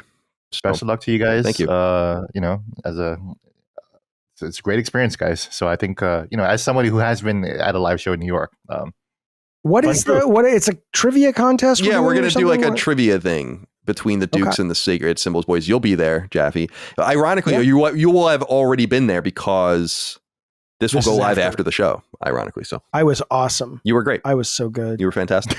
Well, you guys were. Oh yeah, that's right. You guys were so good, guys. Yeah, thank you. Thanks, man. Weren't they great? Thank you, Jaffe. You should phone in. Yeah, we should try to figure out a way to get you virtual involved. Screen. But hey, yeah, or if I mean, Locke would have asked me to make a video, but yeah, I mean, maybe we can plan something. Or we did do something. Wasn't that great, guys? Yeah, I thought that was so awesome. funny. So funny. Jaffe, goodbye to you. Be well. Have a good weekend. Goodbye. Thank you guys for having me. Always fun to be here. I will be playing a lot of Star Wars, and I'm playing the fuck out of fuck this weekend. I got Star Wars Outlaws, I got Call of Duty Beta, and I got the Wukong, which I'm still loving. Cool. So I got a lot going on game wise. I'll just be sitting here streaming and playing. But thanks for having me, and it's always fun. Yeah, man. Yeah, I'm actually going to do another run of Wukong. Actually, I think over time after I beat it, I was like, you know what? I think I want to try that again a little bit. Try another run. So interesting. I actually bought it on PS5 now because I got the review code, and so I just like to, when I get a review code of a game, I like to buy the game if I can on another platform. So yeah, I'm playing on PS5 right now. What did you play it on the first time? PC. Okay. Yeah. Cool, man. Yeah, have fun. It's like a boss rush mode or a boss rush game, kind of, right? In some sense, it's cool, but it's kind of. If it was exactly that, I would not be playing it because that sounded miserable to me. Yeah, I like it because it feels like a good beat 'em up kind of. Cool. It just seems to have Souls targeting and Souls like dodging, but other than that, though, it's kind of like a classic beat 'em up style game. It's got more in common with Onimusha to me than like a beat 'em than a Souls a boss rush game. Yeah.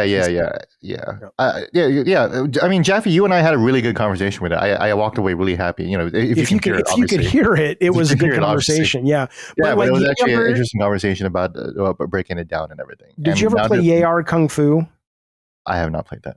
Yeah. You talked about that. That's right. Yeah, Yar Kung Fu and Onimusha are actually, I think, really decent touch points for this game. Mm-hmm. Because when people said, "Oh, it's a boss rush game," I was like, "No fucking way! I have no interest." Mm-hmm. But thank God it's not, because it's one of my favorite games of the year. Also, I played the game half in English and half in Chinese, and the game got way better in Chinese. So that's why I wanted to start all over in Chinese. Like the intro sequence is just so much better in Chinese.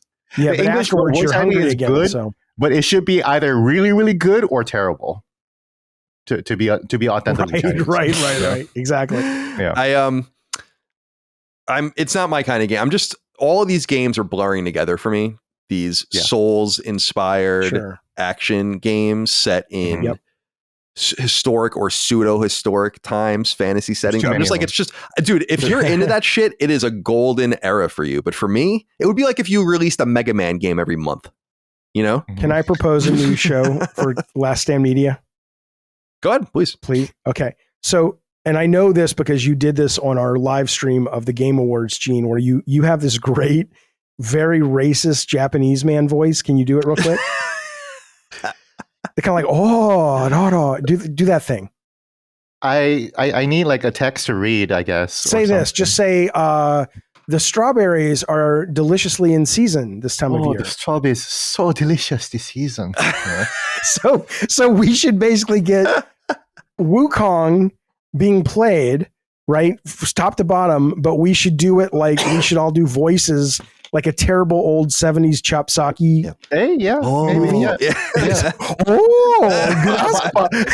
You guys need to do the regular American voices. I'll do all the old man English Asian voices just to block off any kind of. I think that would be too racist against Chinese people. I'm still Korean, man. Yeah, I know, but it's like I said to you on the show. Yeah. What's the difference? This is the thing, though. It's like, why are we allowed to make fun of British English, but we can't make fun of the Asian inflection of speaking English? I kind of don't. We just did.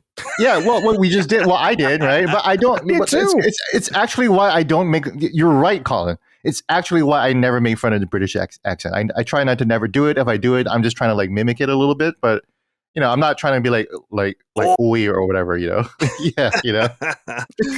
because I do think that it's fair play, I think so too, but it's making fun of an accent We sound Not funny. that- We all sound funny in different ways. Right. For fuck's sake, The Americans sound funny. It's just shut up. It's not being mean to people. Americans sound like Wrong. ignorant assholes too. You can easily make Americans sound ignorant. Yeah, and let's be clear. Usually, the reason you make fun of people with Asian accents is because they're a hell of a lot smarter than you because they can speak more than one language. Most Americans, it's like you're going to make fun of your taxi driver in New York who barely speaks English. At least he probably speaks 6 languages, right. Motherfucker, smarter than you are. Right. And the Asian guy's better at math than me too. He's like really fucking rubbing it in. You know. Yeah. It's fun. Did I ever tell you guys? This is an old story to a lot of the audience, but did I ever tell you guys the story of my friend Fran that I worked with at IGN that we would make fun of him one of the times we went to Japan? We were at Starbucks. Did I ever tell you this story? So I assumed it was a guy named Fran. That's all you need to say. No, keep going. That is the full story. He's a great guy. Fran Mirabella, people would know him. Yeah. And and so at a Starbucks, he would order items in English, but with a racist Japanese accent. Like so it'd be like, and it was a joke for years at IGN because it'd be like, iced coffee and a banana nut muffin. And we'd be like, why are you ordering like that? And he's like, dude, for some reason, like they know what I'm saying, like they understand it. And then other people would tried it, and it did work. Just putting that little bit of inflection, a little bit of stank on it. Yeah, you know? Well, there was a couple of viral TikToks of this Korean guy, and he's like trying to hang out with his family, and he's like, and then they went to a steak dinner place, right? And then when he ordered a steak, and when they were asking him, they're like, "Oh, do you do asparagus with your steak?" And he said, "Oh, asparagus, right?" Mm-hmm. And then everybody in Korean around him is like, "Why the fuck are you saying it like that? You're American." And he's like, "Oh, because I'm trying to make you idiots, you monolingual motherfuckers, trying to understand. So that's why I'm saying asparagus, because I can't say asparagus, you know, like that's not gonna work, you know." I just love that. I just love that story so much because Fran's such a funny and good dude, and he was totally right. Like for some reason, he was able to order in English, but saying it like a Japanese person saying English. So it wasn't racist; it was just functional. It was functional. Calling it racist. It's not really racist. It is functional and like trying to bridge a gap, you know. So one of my ex-girlfriends was French Vietnamese, and she's very, very Vietnamese. Like she the one with the big nipples. No. She had nice nipples, but she was French Vietnamese. She looked mostly the big ones French. Are a deal breaker. I'm just asking. She mostly looked French, but she was very, very Vietnamese, and her English was very, very broken. So whenever I spoke to her, I sounded like a racist. I sounded like I was doing a racist Vietnamese thing, but she completely understood me perfectly. And she was like, "Why are you so good at talking to me?" I was like, "Because I'm talking to you like this, you know." And she said, "Oh, that's right." You know, so it's like it worked. It works. It's not. We're not making fun of you. We're trying to communicate with you. You know. On that note, it's time to go, boys. Appreciate you guys. Thanks again. Thank you all out there for your love, kindness, and support of all things Last Stand Media, Constellation, etc. Couldn't do it without you. Patreon.com/LastStandMedia for merch. Patreon.com/LastStandMedia for early ad-free access, and LastStandMedia.store for merch. Getting ahead of myself. We'll see you next time. Until then, goodbye. Constellation is a product of Last Stand Media and Colin's Last Stand LLC and is proudly recorded in the USA. The show was conceived by and is directed and hosted by me, Colin Moriarty. My co-host is my brother, Dagan Moriarty. The show is produced by Last Stand's executive producer, Dustin Furman, and is edited by associate producer, Ben Smith. All Last Stand theme music is by Ramon Narvaez, and all of our graphics and logos are by Dagan Moriarty. As you know, all of Last Stand Media's podcasts, including Constellation, are fan-funded on Patreon at patreon.com/laststandmedia. The following names are at the producer level on Patreon, our highest support tier, and we're infinitely grateful for your thoughtful and kind contributions to our independent endeavor.